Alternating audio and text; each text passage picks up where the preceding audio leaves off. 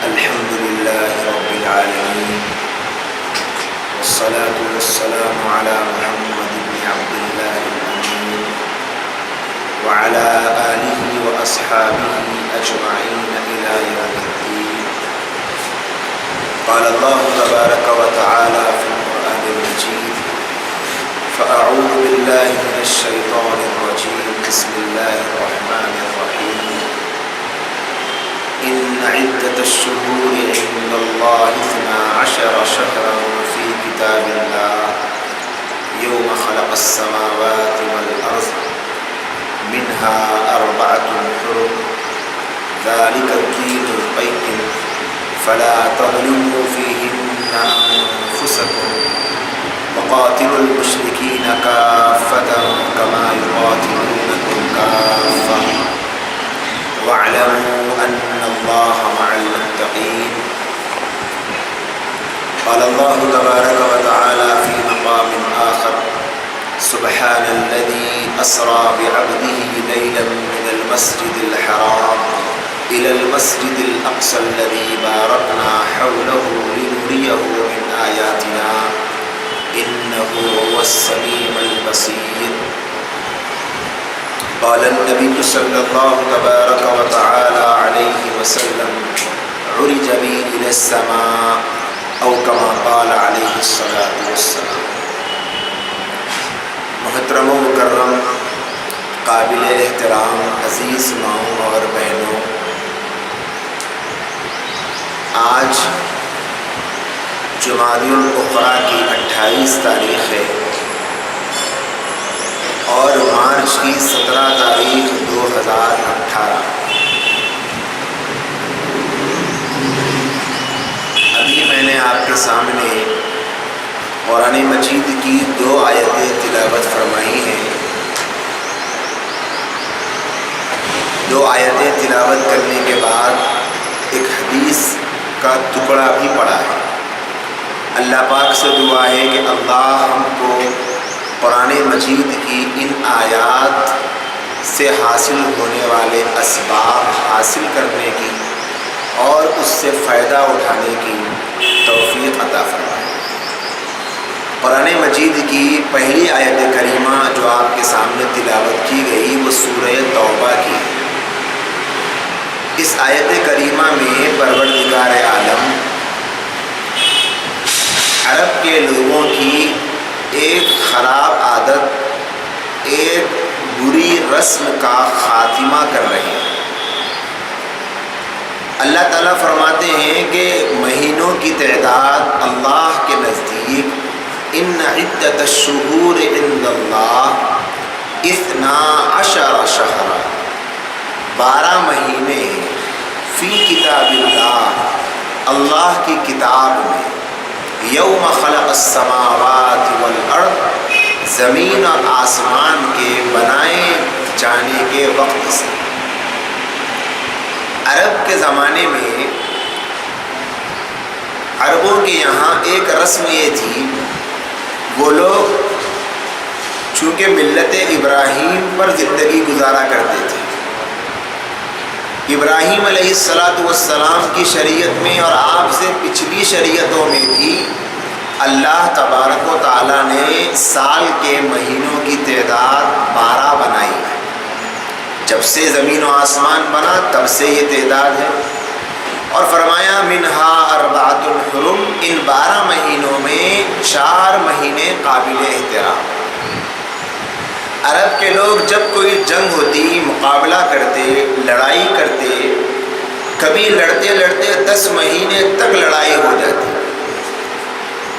تو وہ لوگ یہ کام کرتے کہ اب 10 مہینے لڑائی میں گزر گئے، 2 مہینے بچے ہیں، تو حرمت کے جو 4 مہینے ہیں ان میں یہ کہہ کر اضافہ کر دیتے 2 مہینے تو بچ گئے ہیں، اس سال 14 مہینوں کا سال ہوگا، 2 مہینے اور بڑھا دیتے. کبھی اس طریقے سے کرتے کہ جنگ لڑتے لڑتے اگر ذی قعدہ کے مہینہ قریب آ جاتا تو یہ کرتے کہ اب ذی قعدہ اس مرتبہ اس مہینہ نہیں آئے گا، آئندہ مہینے میں آئے گا. محرم 2 مہینے مہینے کے بعد آئے گا، اس طریقے سے اونچ نیچ کیا کرتے تھے۔ ایسا انہوں نے سال کے نظام کو بدلا کہ اللہ کے یہاں جب محرم کا مہینہ ہوتا تو ان کے یہاں کوئی اور ہی مہینہ ہو جاتا، اللہ کے یہاں جب ذی قاعدہ ہوتا اللہ کے علم میں، اللہ کے بنائے گئی کتاب میں، تو ان کے یہاں کوئی اور مہینہ ہو جاتا۔ بہت زیادہ گڈمڈ ہو چکا تھا۔ اللہ تبارک و تعالیٰ نے جس وقت نبی کریم صلی اللہ علیہ وآلہ وسلم حج کے لیے گئے تھے، حجۃ الوداع کے موقع پر خطبہ عرفہ میں آپ علیہ السلام نے ارشاد فرمایا، اے لوگوں، زمانہ گھوم پھر کر وہیں لوٹ آیا جہاں پہلے تھے۔ اس سال اللہ کے بنائے گئے نظام میں بھی ذی الحجہ کا مہینہ تھا اور عربوں کے یہاں بھی ذی الحجہ کا مہینہ تھا۔ اللہ نے جتنی رسمیں تھی وہ سب ختم کر دی تھی، ایک خرابی رہ گئی تھی۔ اللہ کے نبی علیہ السلام نے فرمایا، آج اللہ کے کتاب میں بھی ذی الحجہ کا مہینہ ہے اور آج عرب میں بھی ذی الحجہ کا مہینہ ہے۔ اس لیے اللہ کے نبی نے سوال فرمایا، اے لوگوں، آج کون سی تاریخ ہے؟ فرمایا ذی الحجہ کی فلاں تاریخ ہے۔ پوچھا کہ آج یوم النحر ہے، پوچھا کہ آج یہ کون سا مہینہ ہے؟ فرمایا ذی الحجہ کا مہینہ ہے۔ یہ کون سا مقام ہے؟ فرمایا کہ حرم محترم ہے۔ اللہ کے نبی علیہ السلام نے فرمایا، اب جو تاریخ ہے اس ایسے ہی چلے گی۔ تو اللہ نے قرآن مجید کے ذریعے سے ان کی اس برائی کا خاتمہ فرمایا کہ مہینوں کی تعداد 12 ہے، اس میں کمی بیشی کرنا گناہ ہے، اس میں کمی بیشی کرنے کی کسی کو اجازت نہیں۔ منہا اربعۃ حرم، ان 12 مہینوں میں 4 مہینے قابل احترام۔ قابل احترام ہونے کی 2 وجہ ہیں۔ پہلی وجہ یہ ہے کہ ان مہینوں میں قتل و قتال حرام، اور دوسری وجہ یہ ہے کہ ان مہینوں میں ادب و احترام ملحوظ رکھنا ضروری قرار دیا گیا۔ ان مہینوں میں عبادات کی کثرت کرنا ہے، ذکر و اذکار کی کثرت کرنا ہے۔ اللہ کے نبی علیہ السلام نے حج کے موقع پر خطبے کے دوران اس بات کو ارشاد فرمایا کہ 3 مہینے تو پے در پہ، ذی قاعدہ، ذی الحجہ، محرم۔ ایک چوتھا مہینہ شعبان سے پہلے آتا ہے اور وہ رجب کا مہینہ ہے۔ یہ 4 مہینے قابل احترام۔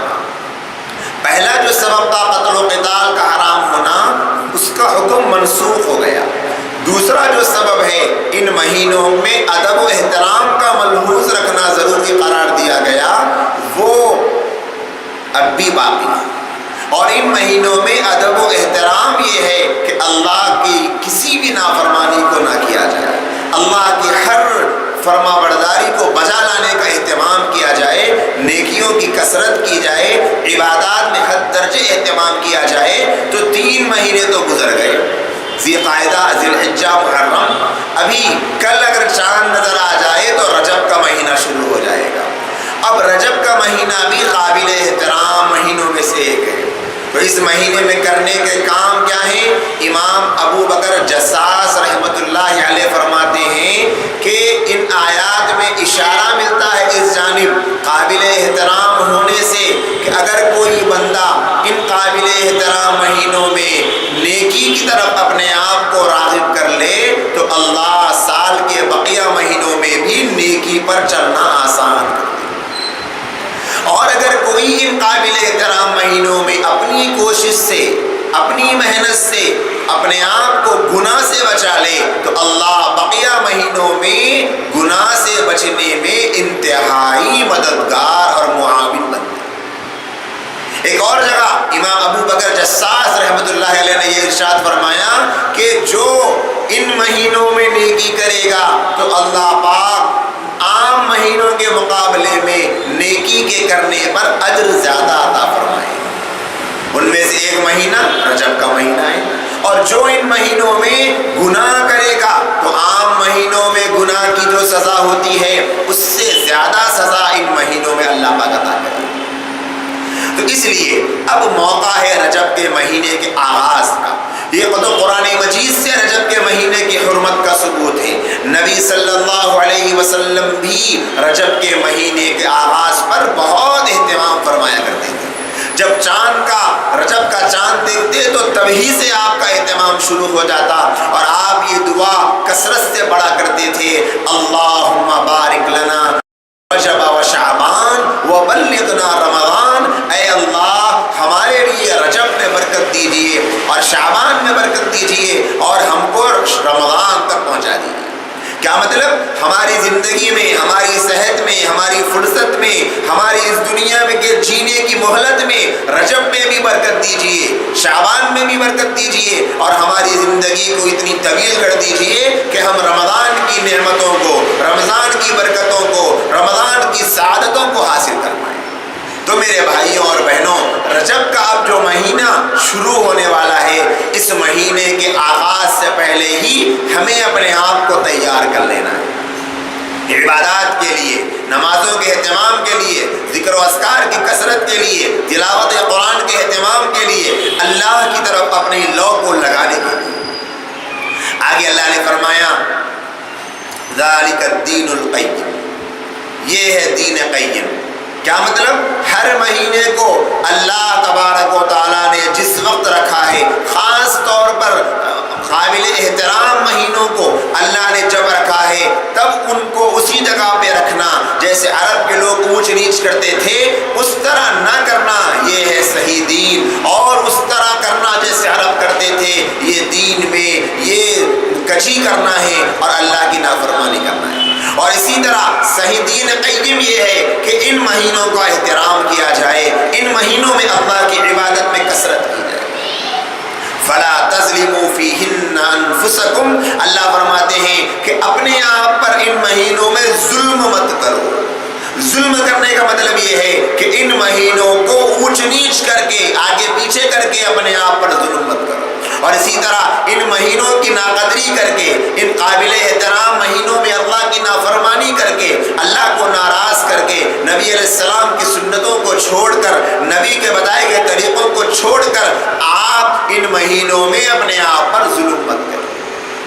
تو کتنا بہترین موقع ہے ہمارے سامنے، اللہ نے ہم کو صحت دی، زندگی دی، موقع دیا، وقت دیا کہ رجب کے مہینے کا آغاز ہوگا۔ اللہ ہماری عمروں میں برکت دے۔ اگر ہم رجب کو پالیں تو ہم کو جو کرنے کا کام ہے، پہلا تو یہ ہے کہ کثرت کے ساتھ اپنے آپ کو عبادات میں لگانا ہے، ذکر و اذکار میں لگانا ہے، اور اس دھیان کے ساتھ جو نیکی ہم کریں گے اللہ پاک اس پر ہم کو دگنا اجر عطا فرمائیں گے، اور ہر گناہ سے اس خیال سے بچنا ہے کہ جو گناہ ہم سے ہو جائے گا اللہ پاک ہم کو اس کی دوہری سزا دے گا۔ اور دوسرا جو کام نبی علیہ السلام کی حدیث سے معلوم ہوا ہے، آپ علیہ السلام کا معمول کہ آپ اس مہینے میں کثرت سے دعا فرمایا کرتے ہیں، اللہم بارک لنا فی رجب و شعبان وبلغنا رمضان۔ ہم کو بھی اس دعا کا اہتمام کثرت سے کرنا چاہیے۔ جب نبی علیہ السلام جیسی ذات جو ہر عیب سے پاک، ہر گناہ سے پاک، آپ سے بڑا متقی کوئی نہیں، آپ یہ دعا فرما رہے ہیں، تو میری اور آپ کے لیے اس دعا کا کرنا کتنا ضروری ہے۔ اس لیے میرے بھائیوں اور بہنوں، ہم کو چاہیے کہ ہم اس مہینے میں خاص طور پر اس بات کا اہتمام کریں۔ اس کے علاوہ رجب کے مہینے میں مسلمانوں سے جو ایک خصوصی تعلق ہے تاریخی اعتبار سے بھی، کہ جب رجب کا مہینہ اخیر تک گزرتا ہے تو کچھ لوگ ایسے ہیں جو رجب کے مہینے میں بہت سارے ایسے کام کرتے ہیں جس کا اسلام سے اور دین سے اور شریعت سے کوئی تعلق نہیں، نہ کسی دن سے کوئی تعلق ہے، نہ کسی موقع پر کوئی تعلق ہے، نہ کسی عمل کا کوئی تعلق ہے۔ رجب کا کوئی خصوصی عمل نہیں، رجب کی کوئی خصوصی دعا نہیں، رجب کی کوئی خصوصی نماز نہیں، رجب میں کوئی خصوصی غسل نہیں۔ یہ سب کچھ اسلام کے پھیلنے کے بعد، اسلام کی تکمیل کے بعد دنیا کے انسانوں نے اپنی طرف سے بنایا ہے۔ جو آپ کے سامنے قرآن کی بات بتلائی گئی، جو آپ کے سامنے حدیث کی بات بتلائی گئی، بس یہی رجب کے سلسلے میں اسلامی تعلیمات۔ ہاں، جب رجب کا مہینہ گزرتا ہے، اختتام پر پہنچتا ہے، تو ایک تاریخ مسلمانوں سے جس کا تعلق ہے وہ ہے واقعہ معراج کی تاریخ، کہ رجب کے مہینے میں واقعہ معراج کا ثابت ہونا بہت مشہور ہے۔ تاریخی اعتبار سے معراج کا واقعہ قرآن مجید کی آیت کریمہ سے اس کا ثبوت ملتا ہے، اور حدیث رسول سے اس کا ثبوت ملتا ہے۔ اللہ کے نبی علیہ السلام کا مسجد حرام سے مسجد اقصی تک جانا،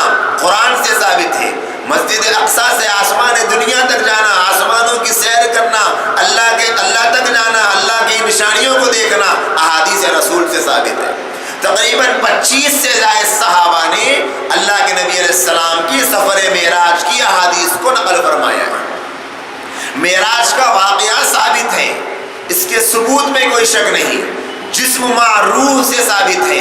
نبی علیہ السلام خود بذات اپنی بنفس نفیس تشریف لے کر گئے تھے، یہ خواب کا واقعہ نہیں ہے، رات میں ہوا ہے، اللہ کی قدرت ہے، اللہ کے نبی علیہ السلام کا بہت بڑا معجزہ ہے، یہ تو ثابت ہے۔ لیکن معراج کی تاریخ کے سلسلے میں کوئی حتمی بات نہیں۔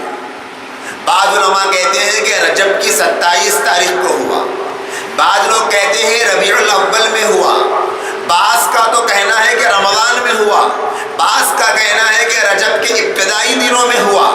مختلف علماء کے مختلف اقوال ہیں، کوئی ایک رائے حتمی نہیں ہے۔ 27 رجب کی جو رائے ہے وہ مشہور ہے عوام میں، لیکن ان تاریخوں کے مختلف ہونے کی وجہ سے، تاریخی اعتبار سے اونچ نیچ ہونے کی وجہ سے واقعے کی صداقت پر کچھ اثر نہیں پڑے گا، واقعے کی حقانیت پہ کچھ اثر نہیں پڑے گا، اور تاریخی اعتبار کی جو بات ہوتی ہے اس پر ہم کو ایسے یقین کرنا جیسے قرآن و حدیث کی بات ہوتی ہے ضروری بھی نہیں۔ تو معلوم ہوا تاریخ کے سلسلے میں کوئی حتمی بات نہیں ہے، لیکن واقعے کے سلسلے میں قرآن سے ثابت ہے، حدیث سے ثابت ہے۔ ہم کو وہ کرنا ہے جو قرآن سے ثابت ہے، حدیث سے ثابت ہے، اور وہ کیا ہے؟ واقعہ قرآن میں موجود ہے، حدیث میں موجود ہے، لیکن تاریخ کے سلسلے میں اختلاف ہے۔ اور یہ تاریخ میں اختلاف کیوں ہے؟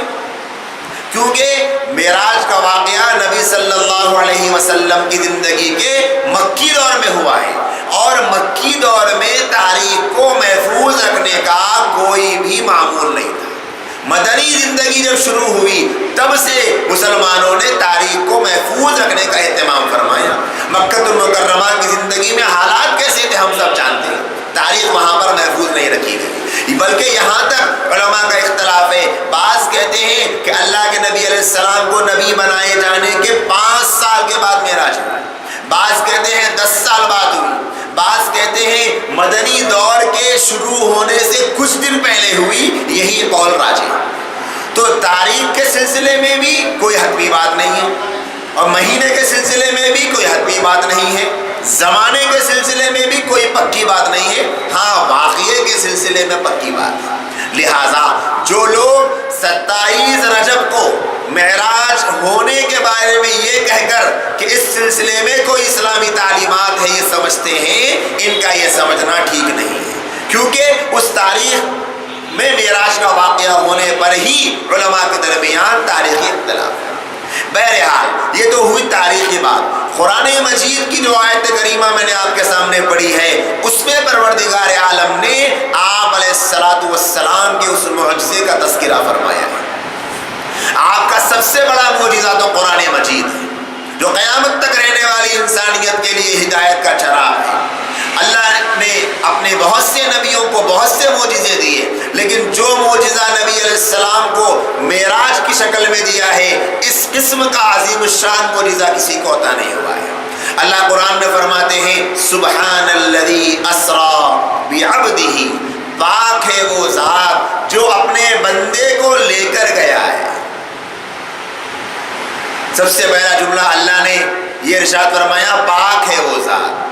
علماء نے لکھا کہ جو لوگ اعتراض کرتے ہیں اس بات پر کہ کس طریقے سے ایک بندہ رات کے اندھیرے میں زمین سے اٹھے، مسجد اقصیٰ کو جائے اور وہاں سے پھر آسمانوں کی سیر کر کے اسی رات کو واپس آ جائے، یہ ممکن نہیں ہے، ان کے لیے جواب یہ اللہ کا کام ہے۔ جب اللہ کر رہا ہے تو آپ کو کیا شکایت ہے؟ اللہ کے لیے تو کچھ مشکل نہیں، اللہ کے لیے تو ہر کام آسان ہے، تو پھر یہ کام کیسے مشکل ہو جائے گا؟ جب اللہ کے نبی خود گئے ہیں، اگر کوئی ایسے سوچ رہا ہے تو اسے اعتراض ہوگا۔ یہ تو نبی علیہ السلام کا معجزہ تھا، اور معجزہ کہتے کسے ہیں؟ ایسا کام جو اللہ اپنے کسی مخصوص بندے یعنی نبی کے ہاتھوں سے ظاہر کرے، اور وہ عقل میں آنے والا نہ ہو، خلاف عقل ہو۔ عقل اس کو نہیں مانتی ہے، عقل کہتی ہے کہ یہ کام انسان تو نہیں کر سکتا، اللہ تعالیٰ معجزے کی شکل میں اس کو ظاہر کرتے ہیں۔ نبی علیہ السلام کو اللہ نے جو سفر معراج کروایا، یہ آپ کا ایسا معجزہ ہے کہ جس کا انکار کوئی نہیں کر سکتا۔ اللہ نے فرمایا سبحان، اللہ کی ذات پاک ہے جو اپنے بندے کو لے کر گئی۔ اور یہاں فرمایا بعبدہ، یعنی اپنے بندے کو لے کر گئی ہے۔ اس سے ایک سبق یہ ملتا ہے ہم کو اور ہمیں حاصل کرنا چاہیے کہ جو لوگ نبی علیہ السلام کے بارے میں یہ تصور کر لیں کہ نبی علیہ السلام آسمان کے اوپر چلے گئے تو گویا وہ بندگی کی سے بڑھ کر مقام کو پہنچ گئے، ایسا نہیں ہے۔ سب سے مقام بندگی کا مقام ہے۔ اللہ فرماتے ہیں کہ اتنا مقام ہمارے نبی کا اونچا ہو گیا، لیکن بندگی کا اعلیٰ مقام تھا۔ اللہ کے مقام کے برابر ہمارے نبی کو سمجھنا، یہ ہمارے نبی کے مقام کی بلندی نہیں بیان کی جا رہی، بلکہ ہمارے نبی کی شان میں کمی کی جا رہی ہے۔ خود اللہ فرماتے ہیں بعبدہ، اپنے بندے کو، بندگی سے بڑا کوئی مقام نہیں ہے۔ اللہ سبحانہ و تعالی اپنے نبی کو آسمانوں پر لے کر گئے اور یہ اشارہ دے رہے ہیں ہم نے اپنے نبی کے مقام کو اتنا بلند کیا، اتنا بلند کیا، اتنا بلند کیا، حد سے زیادہ بلند کیا، اس بلندی کی کوئی حد نہیں تھی، لیکن ہمارے نبی ہے بندے، بندگی سے آگے نہیں بڑھ گئے، بندے ہی ہیں۔ کچھ لوگ یہ سمجھتے ہیں کہ اتنا بڑا مقام ملا تو اللہ کی صفات نبی میں کہہ دیتے ہیں، ایسا کہنا اللہ کی شان میں کمی ہے اور خود نبی علیہ السلام کی شان میں کمی ہے، کیونکہ اگر عبدیت سے بڑا کوئی مقام ہوتا تو وہ مقام اللہ ضرور نبی علیہ السلام کو عطا فرماتے۔ عبدیت ہی سب سے بڑا مقام ہے، اس سے وہ اعتراض بھی ختم ہو جانا چاہیے کہ جو لوگ نبی علیہ السلام اور اللہ کی ذات کے درمیان اتنا بھی فرق نہیں کرتے کہ محسوس ہو جائے کہ اللہ الگ ذات ہے، نبی علیہ السلام الگ ذات ہے، اس آیت کریمہ سے یہ ثابت ہوتا ہے کہ نبی نبی ہے اور اللہ اللہ ہے۔ اسرا بعبدہ لیلا، کیا فرمایا اللہ نے؟ لیلا، رات کے چھوٹے سے حصے میں، پوری رات نہیں لگی، رات کے چھوٹے سے حصے میں نبی علیہ السلام کو اللہ نے سارا سفر کروا دیا۔ لکھا ہے علماء نے کہ رات میں جب اللہ کے نبی اپنے گھر سے نکلے ہیں اور کیواڑ جو ہل رہی تھی، نبی علیہ السلام یہاں سے نکل کر مسجد اقصیٰ کو گئے، وہاں سے پہلے دوسرے تیسرے چوتھے پانچویں چھٹے 7 آسمانوں کی سیر کی، سدرۃ المنتہا پر پہنچے اور تقدیر کے قلموں کی آواز سنی، جنت جہنم کی سیر کی، اللہ سے ملاقات کی، انبیاء سے ملاقات کی، واپس تشریف لائے اور جب اپنے گھر میں مکے کو پہنچے ہیں تو ابھی وہ کیواڑ ہل رہی تھی اور بستر کی گرمی ختم نہیں ہوئی۔ لیلن کا یہ مطلب ہے رات کے تھوڑے سے حصے میں، کوئی لمبا وقت نہیں لگا۔ من المسجد الحرام، مسجد حرام سے، مسجد الاقصیٰ، مسجد اقصیٰ تک۔ مسجد حرام یعنی کعبے کے اطراف کا وہ حصہ جہاں پر اس کو مسجد حرام کہتے ہیں، اور حرام کا یہ معنی وہ نہیں جو اردو میں ہے، حرام کا معنی قابل احترام، یعنی ایسی مسجد، ایسا گھر جو احترام کے قابل ہے۔ اور یہاں سے مسجد اقصیٰ تک، وہ مسجد اقصیٰ جو ملک شام میں بیت المقدس جس کو ہم کہتے ہیں، وہاں پر اللہ کے نبی علیہ السلام کو لے کر گئے۔ کیوں لے کر گئے؟ لِنُرِيَهُ مِنْ آیَاتِنَا، تاکہ ہم ہمارے محبوب کو اپنی نشانیاں بتائیں۔ کیا نشانیاں؟ اللہ نے وہاں پر بتائی، جنت کا دیدار کرایا، جہنم کا مناظر دکھائے، اپنا دیدار کرایا، نبیوں سے ملاقات کروائی، سب کچھ کیا۔ انہو هو السمیع البصیر، بے شک وہ اللہ سننے بھی والے ہیں اور دیکھنے بھی والے ہیں، سب اللہ دیکھ رہے ہیں، نبی علیہ السلام کیسے جا رہے ہیں، کیا ہو رہا ہے، اور نبی کی حفاظت اللہ کر رہے ہیں۔ دیکھیں کیسے اللہ نبی کو زمین سے آسمانوں پر لے کر گئے اور آسمانوں سے زمین پہ بھیجا دیا۔ نبی علیہ السلام کو ایک ذرے کے برابر بھی تکلیف نہیں ہوئی، یہ تو قرآن سے ثابت ہے۔ پھر یہاں سے مسجد اقصیٰ سے لے کر آسمان دنیا، پھر وہاں سے جو اللہ کے نبی علیہ السلام سیر کیے ہیں، یہ احادیث سے ثابت ہے۔ تقریباً 25 سے زائد صحابہ نے معراج کی حدیث کو روایت کی ہے۔ تو میرے بھائی اور دوستو، اللہ کے نبی علیہ السلام کا یہ جو معجزہ ہے، یہ بہت بڑا معجزہ ہے۔ رجب کے مہینے میں خاص طور پر علماء کرام معراج کے واقعے کو کیوں بیان کرتے ہیں؟ اس لیے بیان کرتے ہیں کہ تاریخی اعتبار سے امت کا ایک گہرا تعلق ہے رجب کے مہینے میں، کیونکہ مشہور قول ہے کہ رجب کے مہینے میں معراج کا واقعہ پیش آیا، انسان کی فطرت ہے، جب کوئی تاریخ آ جاتی ہے کسی چیز کی تو طبعی میلان اس کی طرف ہو جاتا ہے۔ عام طور پر رجب کے مہینے میں طبعی میلان ہوتا ہے کہ ہمارے نبی کو، ہمارے سرکار کو، ہمارے آقا کو، ہمارے پیارے رسول کو اتنا بڑا معجزہ ملا تھا، اتنا بڑا انعام ملا تھا، تو ہم اپنے نبی کے اس معجزے کا تذکرہ کریں۔ اور ذکر کیوں کیا جاتا ہے واقعہ؟ اس لیے کہ اس سے جو اسباق ملنے والے ہیں، جو سبق ملنے والے ہیں، ہماری اپنی زندگی کو بدلنے کے لیے کیا پیغام، کیا میسج، کیا سبق اس میں ہو سکتا ہے، وہ حاصل کرنا مقصد۔ بعض لوگ کہتے ہیں کیا ضرورت ہے بھائی بیان کرنے کی؟ معراج کے واقعے کو بیان کرنے کے سلسلے میں بعض لوگ کہتے ہیں کہ ضروری نہیں ہے بیان کیا جائے۔ جب اس واقعے کی حقیقت میں جائیں گے، اس کے پس منظر میں جائیں گے، بیک گراؤنڈ میں جائیں گے، اسباق کو نکالیں گے، نتائج کو نکالیں گے، حاصل ہونے والے فائدے دیکھیں گے، تب سمجھ میں آئے گا کہ واقعے معراج کے بیان کی ضرورت کیوں ہے۔ اللہ نے اتنا بڑا معجزہ نبی علیہ السلام کو عطا فرمایا، کتنے اس میں اللہ کی طرف سے حکمتیں بھری ہوگی۔ جب ہم اس کے اندر جائیں گے، اس کی پردے کھولتے جائیں گے تو پھر بہت کچھ نکلے گا میرے بھائی۔ تو نبی علیہ السلام کے ساتھ یہ جو واقعہ پیش آیا ہے وہ اس وقت پیش آیا تھا جب آپ صلی اللہ علیہ وسلم انتہائی زخموں سے چور، آپ کا دل ٹوٹا ہوا، آپ کی آنکھیں آنسوں میں ڈبڈبائی ہوئی، اور آپ کے ذہن میں ایک عجیب و غریب قسم کا خیالات کا مرکز بنا ہوا تھا۔ آپ اپنے آپ کو تنہا اور اکیلے محسوس کر رہے تھے۔ ہم جانتے ہیں مکی زندگی میں کیا آپ کے ساتھ میں ہوا تھا۔ وہ کون سا ایسا مسلمان ہوگا جو نبی علیہ السلام کی مکی زندگی کو پڑھے، مکی زندگی کو سنے اور اس کی آنکھوں سے آنسو نہ نکلے، اس کا دل نرم نہ پڑے۔ نبی علیہ السلام کی کل زندگی 63 ایئرس، 63 سال، 40 سال کی عمر میں آپ نبی بنائے گئے۔ 40 سال کی عمر تک پورا مکہ آپ کو امین کہتا، آپ کو صادق کہتا، آپ کو شریف کہتا، یہاں تک کہ اپنے مسئلوں کو آپ کی بارگاہ میں لاتا، آپ کی خدمت میں پیش کرتا، اپنی امانتوں کو آپ کے پاس رکھواتا، اپنی بیٹھکوں میں آپ کو بٹھا کر مشورے کرواتا۔ پورا مکہ آپ کی شرافت کا اتنا زیادہ دل دادا تھا کہ کوئی آپ کو آپ کے نام سے نہیں بلاتا تھا، امین یا پھر صادق کے لقب سے پکارا کرتا۔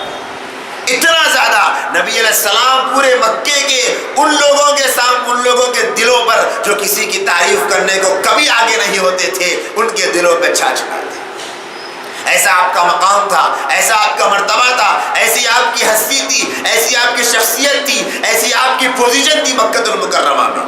لیکن نبی صلی اللہ علیہ وسلم 40 سال میں جب آپ نے نبوت کا اعلان کیا، 40 سال میں نبوت کا اعلان کرنے کے بعد آپ کے جو دوست تھے وہ دشمن بن گئے، اپنے بیگانے بن گئے، جاننے والے انجان ہو گئے، چاہنے والے نفرت کرنے والے بن گئے، اور خیال کرنے والے آپ کو مارنے والے بن گئے۔ ہمارے سامنے مکی زندگی اللہ کے نبی علیہ السلام کی موجود ہے، کتابیں بھری پڑی ہے۔ اگر ہم ایک مرتبہ کتابیں اٹھا کر پڑھ کے دیکھیں تو ہم کو پتا چلے گا کہ نبی علیہ السلام نے کیسی قربانیاں اس امت مسلمہ کے لیے دی ہیں۔ جس دن آپ نے نبوت کا اعلان کیا اور صفا کی پہاڑی پر لوگوں کو آواز دے کر یہ بات کہی کہ اے لوگوں، میں تمہیں ایک عذاب سے ڈراتا ہوں، میں تمہیں توحید کا درس دیتا ہوں، اس دن سے نبی صلی اللہ علیہ وسلم نے تکلیفوں کا سامنا کیا۔ کبھی آپ کے پیچھے اوباشوں کو لگا دیا گیا، کبھی آپ کے پیچھے بدماشوں کو لگا دیا گیا۔ آپ بازار سے جا رہے ہیں، آپ کے پیچھے ایک آدمی پڑا ہوا ہے، آپ کسی انسان سے کہتے ہیں قولوا لا الہ الا اللہ تفلحوا، اے میرے بھائی کلمہ پڑھ لو تم کامیاب ہو جاؤ گے۔ پیچھے سے وہ آدمی کہتا کہ اس کی بات نہ سننا، یہ دیوانہ ہے، یہ پاگل ہے، نعوذ باللہ۔ ذرا تصور تو کریں کیا نبی علیہ السلام کے دل پہ گزرا کرتا تھا، کیا گزرتی تھی آپ کے دل پر۔ اگر کوئی بات کر رہا ہو اور درمیان سے کوئی کھڑا ہو جائے اور کہے کہ آپ چپ ہو جائیے، بات مت کیجیے، کیا دل پہ گزرے گی؟ یا کوئی کسی کو کہہ دے سننے والوں میں کسی کو کہ دیکھو بھائی یہ صاحب جو بات کر رہے ہیں ان کی بات نہ سننا، کیا دل پہ گزرے گی؟ نبی صلی اللہ علیہ وسلم کو ایسی تکلیف دی گئی، ایسی اذیت دی گئی۔ 3 سال تک آپ نے چھپ چھپ کے دعوت اسلام دی، 3 سال کے بعد جب اللہ نے حکم دیا وَأَنذِرْ عَشِيرَتَكَ الْأَقْرَبِينَ کہ اپنے قریبی رشتہ داروں کو ڈراؤ، تو آپ نے اپنے رشتہ داروں کی دعوت کی، انہیں اپنے پاس بلایا، کھانے کے لیے ان کو بٹھایا۔ جب وہ کھانا کھا چکے آپ نے کچھ کہنے کے لیے اپنے آپ کو آگے بڑھایا۔ جب آپ نے کچھ کہا تو لوگوں نے یہ کہہ کر، خاص طور پہ ابو لہب نے یہ کہہ کر لوگوں کو بھگا دیا کہ یہ محمد نے ہم کو کوئی بات کہنے کے لیے یہاں بلایا ہے، چلو یہاں سے چلو۔ پھر دوسری مرتبہ آپ نے ان کی دعوت دی، ان کو یہاں جمع کیا اور ان کے سامنے اپنا پیغام پیش کیا، تو کسی نے آپ کی بات کو قبول نہیں کیا۔ آپ ایک ایک قبیلے کے بعد جاتے اور اسے دعوت اسلام دیتے اور اس سے کہتے کہ کلمہ پڑھ لو کامیاب ہو جاؤ گے۔ ایک ایک قبیلے کا نام لے کر آپ نے دعوت دی، ایک ایک کنبے کا نام لے کر آپ نے دعوت دی، ایک ایک شخص کا نام لے کے آپ نے دعوت دی، یہاں تک کہ اپنی بیٹی فاطمہ رضی اللہ تعالیٰ عنہا سے فرمایا یا فاطمہ انقذی نفسک عن النار فإنی لا املک عنک من اللہ شیئا، اے میری بیٹی فاطمہ اپنے آپ کو جہنم کی آگ سے بچا لے، میں تیرا باپ محمد تجھے جہنم کی آگ سے نہیں بچا پاؤں۔ اس طرح نبی علیہ السلام نے دعوت دی، اس طرح قربانیاں دی، اس دعوت کے سلے میں، اس دین کی محنت کے سلے میں، اس اللہ کی طرف توحید کا درس دینے کے سلے میں آپ علیہ السلام کو ہر قسم کی تکلیف سہنا پڑا، ہر قسم کی قربانی دینا پڑا۔ آپ کبھی پیچھے نہیں ہٹے، کبھی آپ پر پتھر برسائے گئے، کبھی آپ پر کچرا ڈالا گیا، کبھی آپ پر کانٹے ڈالے گئے، یہاں تک کہ آپ بازار سے جا رہے ہیں، ایک بدبخت نے آپ کے چہرے مبارک پر، جس کی قسم قرآن میں رب ذوالجلال والسہا کے ذریعے سے کھاتا ہے، اس چہرے پر بھی تھوک دیا ہے۔ ایسی تکلیفیں، ایسے غم، ایسے ستم نبی علیہ السلام کو سہنے پڑے۔ پھر جب آپ نے دعوت کا دائرے کو وسیع کیا اور لوگوں میں دعوت کو پھیلانا شروع کیا تو آپ کے چاہنے والوں پر، آپ کے صحابہ پر، آپ کے ساتھیوں پر، آپ کے ماننے والوں پر، مردوں پر، عورتوں پر طرح طرح کے ظلم کیے گئے، طرح طرح کے ستم ان کے اوپر ڈھائے گئے، پھر بھی نبی علیہ السلام خاموش رہے۔ آپ کی بیٹیوں کو طلاق دیا گیا، پھر بھی آپ خاموش رہے۔ آپ پر پتھر برسائے گئے، آپ خاموش رہے۔ آپ پر کچرا ڈالا گیا، آپ خاموش رہے۔ آپ کے چہرے پہ تھوکا گیا، آپ خاموش رہے۔ آپ کے اوپر کانٹیاں ڈالی گئی، آپ خاموش رہے، یہاں تک کہ 6 برس ہو گئے نبی بنائے جانے کے بعد۔ مکہ المکرمہ کے وہ سردار ابو طالب کے پاس اس سے پہلے بھی آئے تھے، پھر آ کر کہا اے ابو طالب اپنے بھتیجے محمد کو سمجھاؤ، وہ ہمارے معبودوں کو برا بھلا کہتے ہیں، وہ باز آ جائیں ورنہ تم درمیان سے ہٹ جاؤ۔ ابو طالب نے اللہ کے نبی علیہ السلام کو بلا کر کہا اے میرے بھتیجے تم کیوں ان کی برائی کرتے ہو، ان کے معبودوں کی مت کرو، وہ میرے پاس آتے ہیں، آئندہ مت کرو۔ چلے گئے اللہ کے نبی، کچھ دن بعد پھر آئے وہ کفار، آ کر کہا اے ابو طالب اپنے بھتیجے سے پوچھو وہ کیا چاہتے ہیں، کیا وہ کسی خوبصورت حسینہ سے نکاح کرنا چاہتے ہیں، یا وہ مالدار بننا چاہتے ہیں، یا پھر وہ بادشاہی چاہتے ہیں۔ اگر وہ عورت کے طلبگار ہیں تو ہم پورے مکہ کی سب سے حسین عورت کو ان کی بیوی بنانے کو تیار ہیں۔ اگر وہ مال کے طلبگار ہیں تو ہم پورا مال ان کے قدموں میں ڈالنے کو تیار ہیں۔ اگر وہ سرداری کے خواہاں ہیں تو ہم انہیں اپنا سردار ماننے کو تیار ہے، لیکن ہمارے معبودوں کو برا بھلا کہنا چھوڑ دیں۔ نبی علیہ السلام نے فرمایا اے چچا جان اگر وہ میرے ایک ہاتھ میں سورج کو اور دوسرے ہاتھ میں چاند کو لا کر رکھ دے تب بھی میں اس دعوت کی، توحید کی دعوت سے اپنے آپ کو پیچھے نہیں ہٹاؤں گا۔ پھر کچھ دن گزرے، ابو طالب کے بعد وہ وفد آیا اور کہنے لگا کہ دیکھو ابو طالب اگر ہماری بات کو نہیں مانا یا تو تم درمیان سے ہٹ جاؤ یا پھر محمد کو ہم دیکھ لیں گے۔ ابو طالب نے کہا کہ میں نہیں ہٹوں گا، اگر تم نہیں ہٹتے تو پھر ہم تمہارے ساتھ بھی مقابلہ کریں گے۔ اور پورے مکہ المکرمہ میں قریش کے اس قبیلے کو جو نبی صلی اللہ علیہ وسلم کا ساتھ دینے والے، آپ کا سپورٹ کرنے والے، آپ کی مدد کرنے والے، آپ سے محبت کرنے والے، آپ سے تعلق رکھنے والے، آپ سے ایمان لانے والے تھے، سب کو ایک گھاٹی میں قید کر دیا اور ان کا سوشل اور سماجی بائیکاٹ کیا گیا۔ میرے بھائی اور بہنوں 3 سال تک نبی صلی اللہ علیہ وسلم کا بائیکاٹ کیا گیا، اعلان کر دیا گیا کوئی ان سے بات چیت نہ کرے، کوئی ملاقات نہ کرے، کوئی کاروبار نہ کرے، کوئی لین دین نہ کرے، کوئی ان کے پاس نہ جائے، نہ ان کے پاس اناج پہنچے، نہ کوئی ان کو کچھ بیچے، نہ کوئی ان سے کچھ خریدے۔ 3 سال تک، 3 سال کی مدت کوئی کم ہوتی ہے؟ بولنے والے کے لیے بولنا بہت آسان، سننے والوں کے لیے سننا بہت آسان۔ 3 منٹ کے لیے نماز تاخیر سے ہو جاتی ہے تو آج ہم کو برداشت نہیں ہوتا۔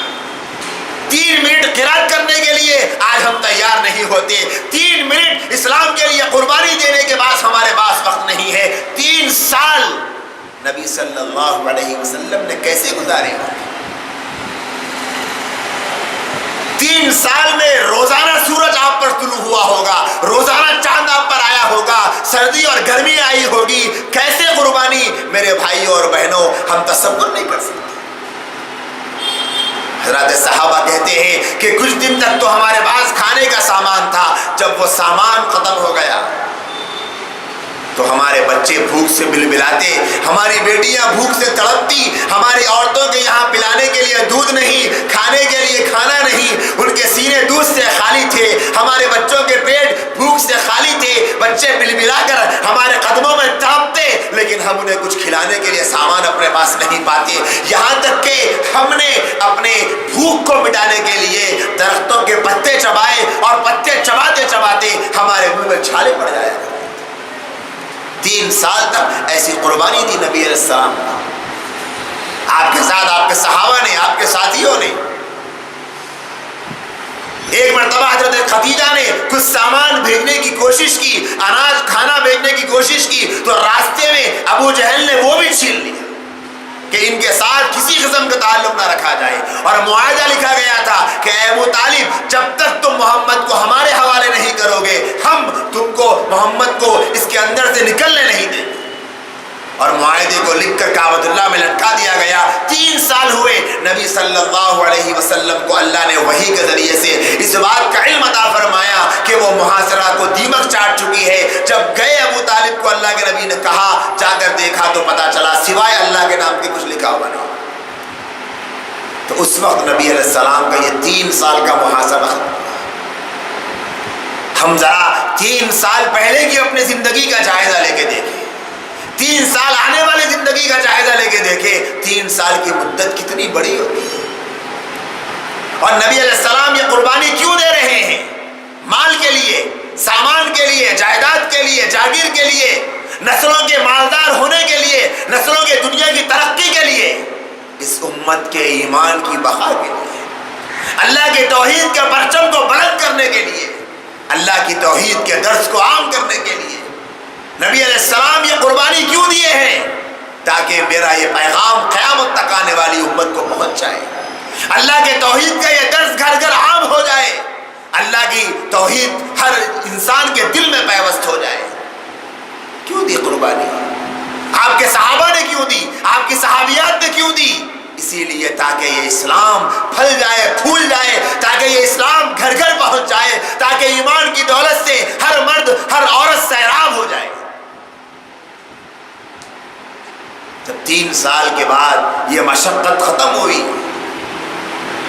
اللہ کے نبی صلی اللہ علیہ وسلم مکہ المکرمہ میں صحابہ حبشہ کو ہجرت کے لیے چلے گئے تھے.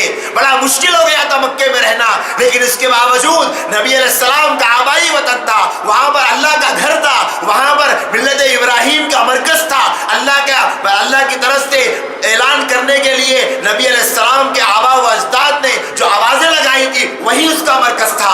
اللہ کے نبی چھوڑ کر جانے کو تو گوارا نہیں کرتے تھے، وہیں پر رہ رہے تھے. ابو طالب کی ہمت سے، ابو طالب کی حمایت سے، ابو طالب کی مدد سے نبی علیہ السلام کو جو سپورٹ تھا، اللہ تبارک و تعالیٰ نے سن 10 نبوی میں ابو طالب کو ایسا مریض بنا ڈالا کہ اب وہ مرنے کے قریب پہنچ چکے تھے. نبی علیہ السلام کے کانوں کو اطلاع ملی کہ ابو طالب مرض الوفات میں ہیں. پہنچ گئے اللہ کے نبی اور چچا جان کو دیکھا.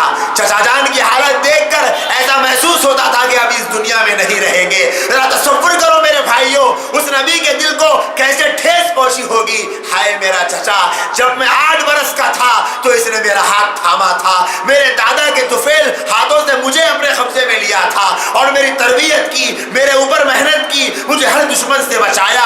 میری طرف غلط نظر اٹھنے والی کی نظر کو اس نے اپنی ہمت اور طاقت سے دور کر دیا.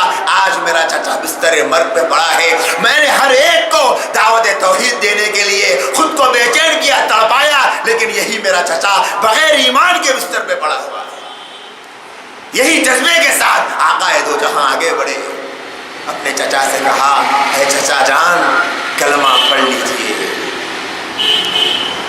ذرا ہم تصور کر کے دیکھیں کتنے درد کے ساتھ، کتنے کرب کے ساتھ، کتنی محبت کے ساتھ نبی علیہ السلام نے یہ جملہ کہا، اے میرے چچا کلمہ پڑھ لیجیے، کلمہ پڑھ لیجیے، آپ کامیاب ہو جائیں گے۔ ابو جہل وہی بیٹھا تھا، عتبہ وہی بیٹھا تھا، ان لوگوں نے اشارہ کیا، ابو طالب نے انکار کیا، اللہ کے نبی مچل گئے، آپ نے فرمایا اے میرے چچا میرے کان میں کلمہ پڑھ لیجئے، کل قیامت میں آپ کے ایمان والے ہونے کا میں گواہ بن جاؤں۔ میرے بھائیوں اور بہنوں، اللہ کے نبی صلی اللہ علیہ وسلم کے سینے میں جو گڑن، جو تڑپ ہر جہنم میں جانے والے کو جنت پہ راستے پہ چلانے کی تھی، ہر کافر کو ایمان والا بنانے کی تھی، اس تڑپ کا، اس بے چینی کا، اس بے قراری کا ٹمپریچر کتنا بڑھ گیا تھا ہوگا اپنے چچا کے سامنے دعوت توحید پیش کرتے ہوئے۔ لیکن ابو طالب نے انکار کر دیا اور کفر پر ان کی موت ہو گئی۔ نبی علیہ السلام 3 سال قید باوجود، 3 سال محصور رہنے کے بعد، اس قید میں رہنے کے بعد، اس مشقت بھرے محاصرے کو سہنے کے بعد ابھی اس غم سے نڈھال نہیں ہوئے تھے کہ چچا کی جدائی کا غم سامنے آ گیا، اور جدائی بھی ایسی کہ ایمان کے بغیر مر گئے۔ ایک تو ان کی دوری کا غم تھا اور دوسرا ان کے ایمان سے بغیر جانے کا غم تھا۔ نبی کو انسان کے دنیا سے چھوڑنے پر اتنا غم نہیں ہوتا، اس لیے کہ نبی جانتا ہے کہ یہ دنیا تو ختم ہونے والی ہے۔ نبی کی نگاہ میں انسان کے اس دنیا سے بغیر ایمان کے مرنے کا غم بہت ہوتا ہے، کیونکہ نبی کو پتا ہے کہ یہ دنیا ختم ہو جائے، ایمان ہوگا تو اس سے اچھی آخرت زندگی میں۔ چونکہ نبی کے چچا بغیر ایمان کے چلے گئے، اللہ کے نبی بڑے غم میں تھے۔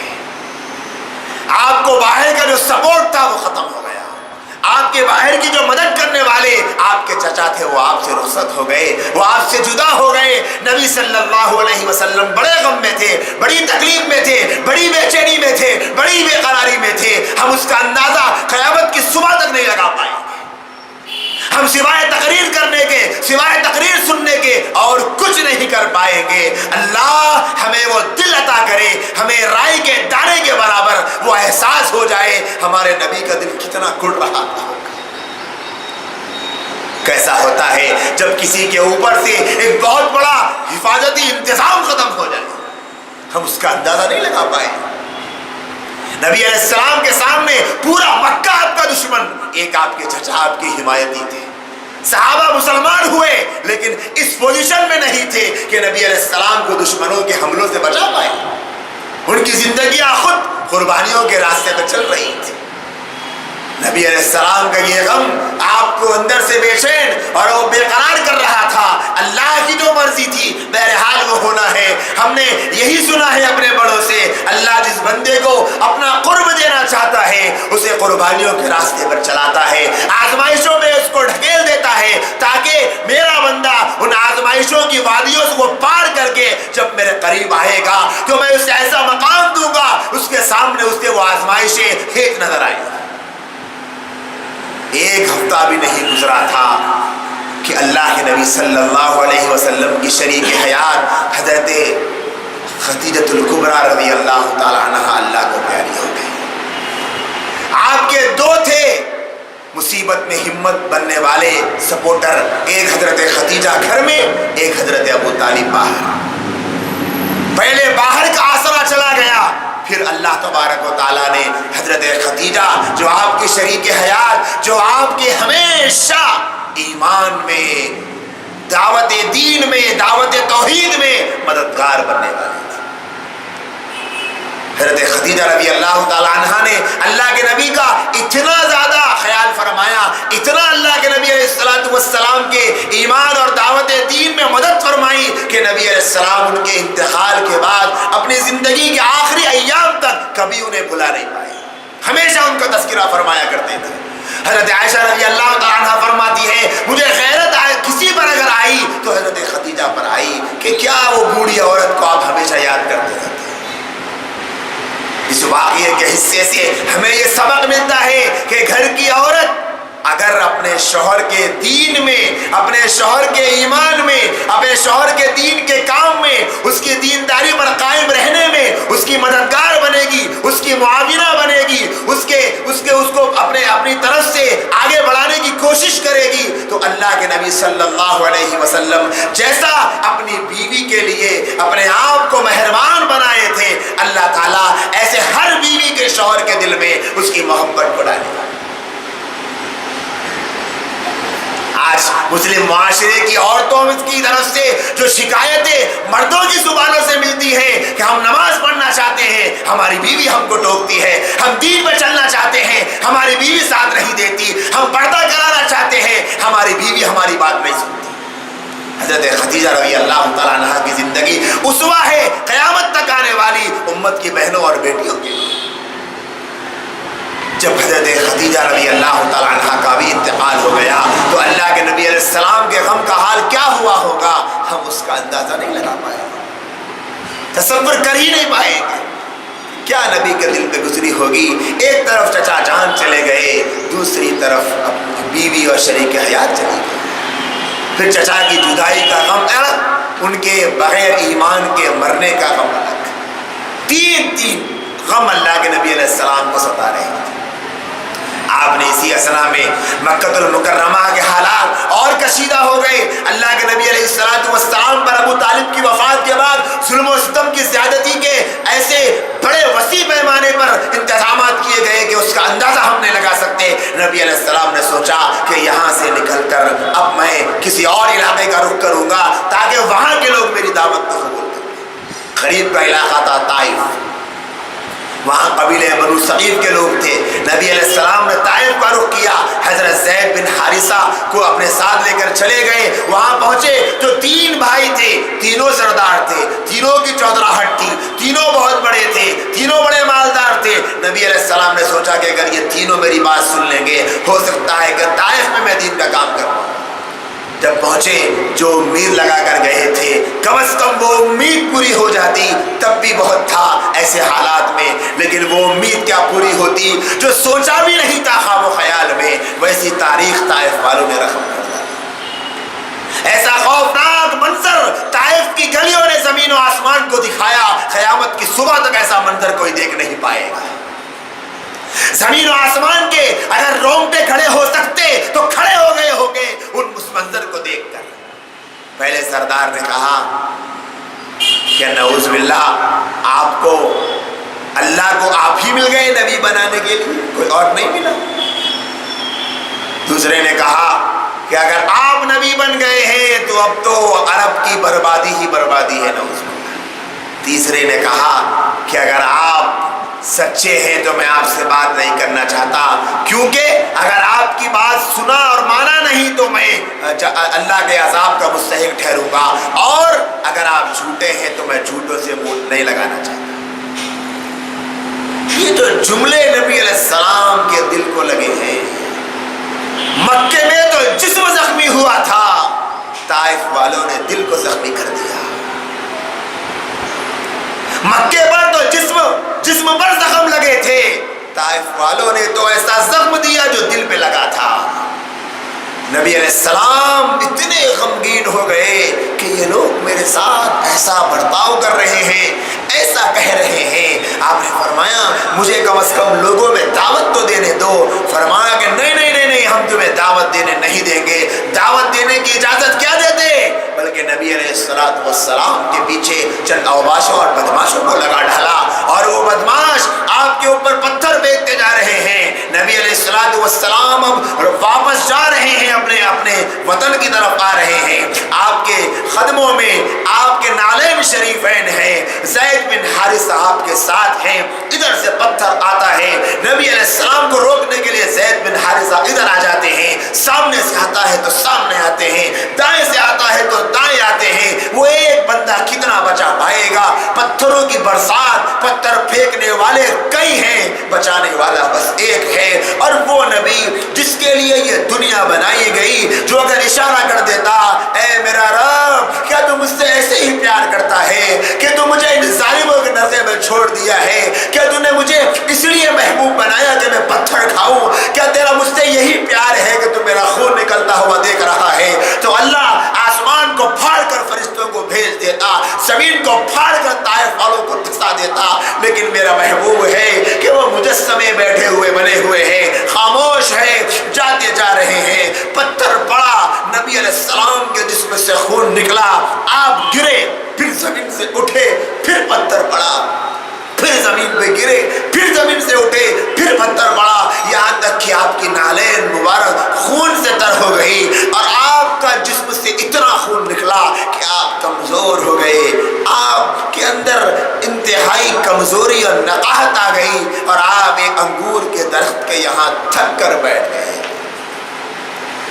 حضرت زید بن حارثہ رضی اللہ تعالیٰ عنہ بھی زخمی ہو چکے تھے، وہاں پر دو عتبہ اور شیبہ، دو سردار تھے مکے کے، ان کا باغ تھا۔ ان لوگوں نے دیکھا، ہائے یہ ہمارے ہی مکے کا بندہ ہے، ہمارے ہی قریش قبیلے کا ہے، کتنا اس پر ظلم کیا جا رہا ہے، عداس نامی ایک نصرانی کو بھیجا کہ جاؤ اس بندے کو انگور دے کر آؤ۔ وہ انگور کا خوشہ لے کر پہنچے، نبی علیہ السلام نے پانی پیا اور انگور ہاتھ میں لیا اور بسم اللہ الرحمن الرحیم پڑھ کر انگور منہ میں ڈالا۔ اس نے پوچھا کہ آپ نے یہ جو پڑھا ہے، عرب کے لوگ تو یہ نہیں پڑھا کرتے۔ کہنے لگے میں نبی ہوں، اللہ کے نام لے کر میں کسی بھی چیز کو کھانے کا پابند ہوں۔ اس نے کہا کہ اچھا آپ کہاں کے رہنے والے ہیں؟ کہنے لگے مکے کے۔ نبی نے پوچھا آپ کہاں کے رہنے والے ہیں؟ اس نے کہا نینوا کا رہنے والا ہوں۔ نبی علیہ السلام نے فرمایا اچھا یونس ابن متہ کے علاقے کے ہو؟ تو اس نے چونک کر پوچھا آپ کیسے جانتے ہیں یونس بن متہ کو؟ نبی نے فرمایا ارے وہ تو میرے بھائی ہیں، میں بھی نبی ہوں، وہ بھی نبی ہے۔ پھر یونس بن متہ کے حالات نبی نے اس کو سنائے، وہ پریشان ہو گیا اور اس نے کہا کہ آپ کا ہاتھ دیجئے، میں آپ کے ہاتھ پر کلمہ پڑھتا ہوں، آپ کے ہاتھ پہ مسلمان ہوتا ہوں۔ مجھے یقین ہو گیا کہ آپ سچے نبی ہیں، اس لیے کہ میرے علاقے کے نبی کا تذکرہ سوائے میرے کسی کو نہیں پتا تھا، آپ نے جو تذکرہ کیا ہے یقیناً آپ اللہ کے برگزیدہ نبی ہیں۔ وہ ایک بندہ مسلمان ہوا ہے، یہاں فرشتوں میں ہلچل مچی ہے۔ اللہ کے نبی علیہ السلام زخموں سے چور کھڑے ہو گئے، جبرائیل آ گئے، یا رسول اللہ پہاڑوں کا فرشتہ آیا ہے، اللہ کی طرف سے یہ پیغام لایا ہے، اگر آپ اجازت دیں تو ان دو پہاڑوں کو ایسے ملا دے کہ سارے طائف کی بستی مسل کر رہ جائے۔ نبی علیہ فرمایا کہ نہیں، میں اس بات کو پسند نہیں کرتا، بلکہ میں تو یہ چاہتا ہوں کہ میں ان لوگوں کے لیے دعا کروں، یہ نہیں تو ان کی آنے والی نسلوں میں کوئی ایمان پر آ جائے۔ سلام ہو اس نبی پر جس نے گالیاں کھا کر بھی دعائیں دی۔ یہی تو نبی رحمت صلی اللہ علیہ وسلم کی شان ہے کہ آپ نے اتنے پتھر کھائے، پھر بھی آپ نے دعوت دین میں ملنے والی تکلیفوں کو سہا اور اس کے بعد آپ نے بس اللہ تبارک و تعالیٰ کے سامنے اپنی حالت کو پیش کیا اور تکلیف دینے والوں کو معاف کر دیا۔ اس واقعے سے دوسرا سبق ملتا ہے ہم کو کہ آج جو دعوت دین میں حالات آ رہے ہیں، آج دعوت دین کے راستے میں تکلیفیں پہنچ رہی ہے، آج لوگ بہت جلد نروس ہو جاتے ہیں، بہت جلد مایوس ہو جاتے ہیں اور بجائے صبر کے ساتھ کام لینے کے، بجائے معافی کے ساتھ کام لینے کے، بجائے کشادہ دلی کے ساتھ کام لینے کے، لوگوں کے ساتھ لڑنے اور جھگڑنے کو پسند کرتے ہیں۔ نبی علیہ السلام کا یہ اسوہ نہیں تھا، آپ نے تو پتھر مارنے والوں کو دعائیں دی۔ بتائے آج کس کے اوپر پتھر مارے جا رہے ہیں؟ کون سا ایسا داعی اللہ ہے جس کے اوپر پتھروں کی برسات کی جاتی ہے؟ کسی کے ساتھ نہیں ہوتا ہے۔ یہ تو نبی علیہ السلام کی شان تھی کہ آپ کو اتنے بلندی پر اللہ نے پہنچایا، آپ نے اتنا بڑا صدمہ دیکھنے کے بعد بھی اپنے کشادہ دلی کا مظاہرہ کیا۔ اس امت مسلمہ کو چاہیے کہ وہ بھی اپنے آپ کو نبی علیہ السلام کے اسوے پر چلائے اور دین کے راستے میں کچھ قربانیاں دینا پڑے تو بجائے ان قربانیوں کے اپنے آپ کو اللہ کے راستے سے ہٹانے کے، اللہ کے راستے پر چلائے، اپنے دل کو صاف کر کے اور تکلیف دینے والوں کو معاف کر کے۔ آج کے حالات ہماری نگاہوں کے سامنے ہیں، گھرانوں میں کیسے دلوں میں گندگیاں بھری ہیں، نفرتوں کے طوفان بھرے ہیں، بغض و عداوت کے کیسے زہریلے اثرات سینوں میں پیوند ہیں۔ آج دین کی خدمت کرنے والے ایک دوسرے سے اپنے دلوں میں بغض و عداوت کو لیے ہوئے ہیں۔ نبی علیہ السلام کی اس سیرت سے یہ اسوہ ملتا ہے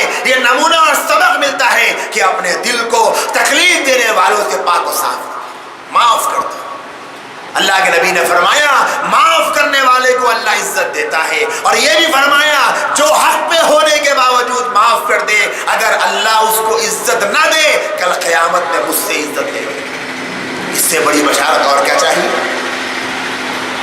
تو میرے بھائیوں اور بہنوں، آج دعوت دین کے راستے میں کوئی بھی ہو، کوئی کسی بہن کو دعوت دے رہے ہیں، نماز کی دعوت دے رہے ہیں، قرآن پڑھنے کی دعوت دے رہے ہیں، پردے کی دعوت دے رہے ہیں، ذکر و اذکار کی دعوت دے رہے ہیں، دین پر چلنے کی دعوت دے رہے ہیں، اور حالات آ رہے ہیں تو بجائے غیبتیں کرنے کے، بجائے چغلیاں کرنے کے، بجائے برائیاں کرنے کے، بجائے کوسنے کے، بجائے ان کو تانے دینے کے، بجائے دل میں بغض و عداوت کو پالنے کے، دل کو پاک اور صاف رکھنا، یہ نبی کا اسوہ ہے، یہ نبی کی زندگی ہے، یہ نبی کی سیرت سے ملنے والا سبق ہے۔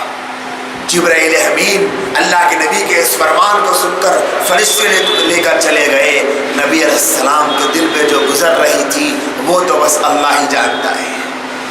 آپ علیہ السلام نے اس وقت جو دعا فرمائی ہے وہ دعا بھی ہمارے لیے کوئی کسی سبق سے کم نہیں ہے۔ آپ نے فرمایا اے میرے اللہ، میں آپ سے اپنے ہیلے کے کم ہونے کی شکایت کرتا ہوں، اپنے اسباب کے کم ہونے کی شکایت کرتا ہوں، اے مولا میں اپنی کوشش کے کم ہونے کی شکایت کرتا ہوں، شاید میری طرف سے کچھ کمی ہو گئی، میں اور کوئی اچھا راستہ اختیار کرتا، میری طرف سے کمی ہو گئی، میری کمزوری ہے، میری شکایت ہے، میں اپنے آپ کو کمزور سمجھتا ہوں، میں اپنے آپ کو اسباب کے اعتبار سے کمزور سمجھتا ہوں، اے میرے اللہ تو نے مجھے کیسے دشمنوں کے حوالے کر دیا، کیسی قوم کے حوالے کر دیا جو میرے اوپر اس طرح کے ظلم ڈھا رہی ہے، اس طرح کے ستم ڈھا رہی ہے، اے میرے اللہ تو مجھ پر رحم فرما، لیکن اے میرے مالک اگر تو راضی ہے تو اس حال میں بھی تیرا نبی تجھ سے راضی ہے۔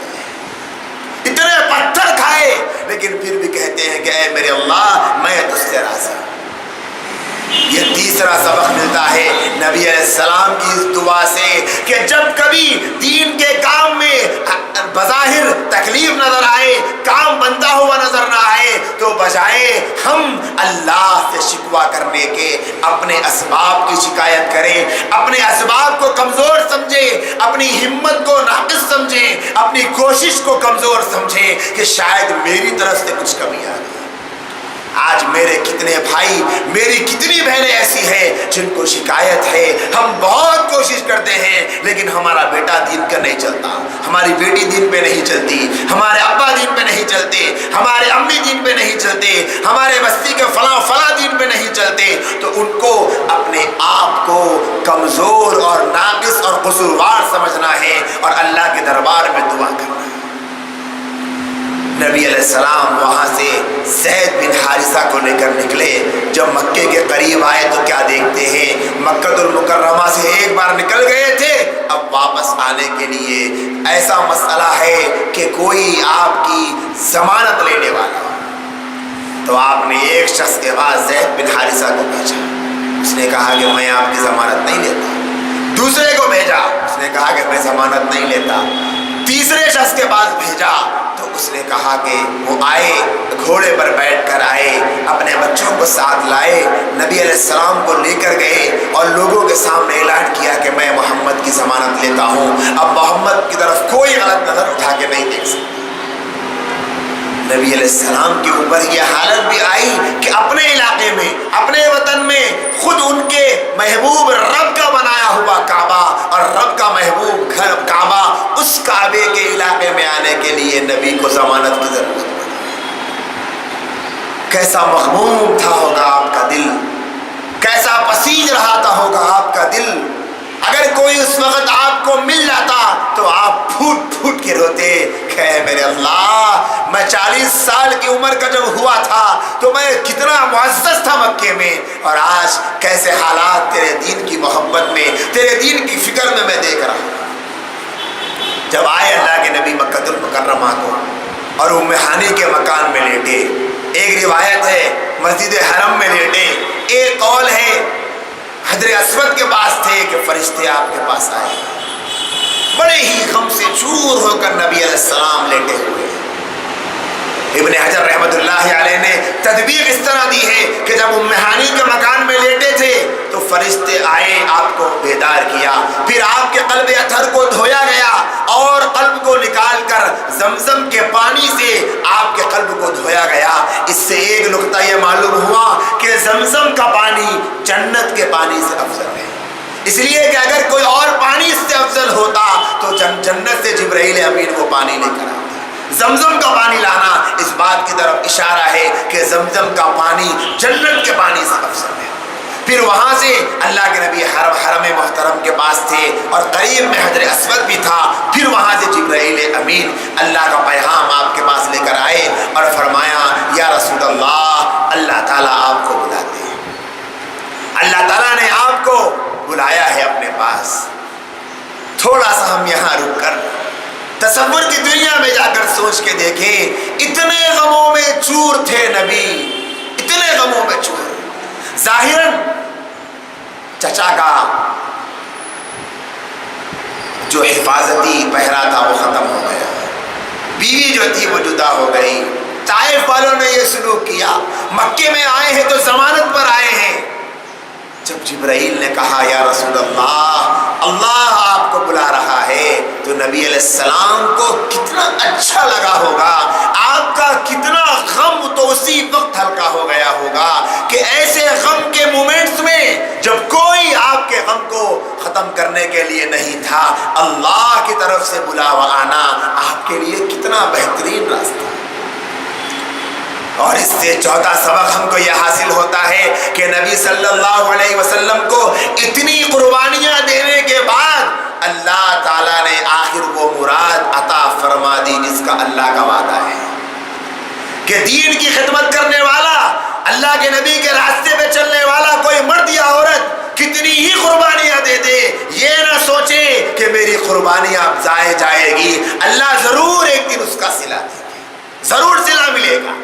آج کتنے مسلم معاشرے میں لوگ ایسے ہیں جو پہلے بہت دین کا کام کرتے تھے، آج وہ لوگ کام چھوڑ بیٹھے ہیں یہ سوچ کر کہ بھئی کیا کریں گے، اتنی محنت کرتے ہیں کوئی سننے کو تیار نہیں، پردے کا بول بول کر تھک گئے کوئی ماننے کو تیار نہیں، اولاد کی تربیت کے بارے میں سمجھاتے سمجھاتے تھک گئے لیکن کوئی سننے کو تیار نہیں۔ انہیں ہمت ہارنے کی ضرورت نہیں ہے، نبی کے واقعے کے اس حصے سے یہ سبق حاصل کرنا چاہیے، ایک نہ ایک دن اللہ ضرور قربانی رنگ لاتی ہے، اللہ کی بارگاہ ضرور قبول کرتے ہیں اللہ تبارک و تعالیٰ۔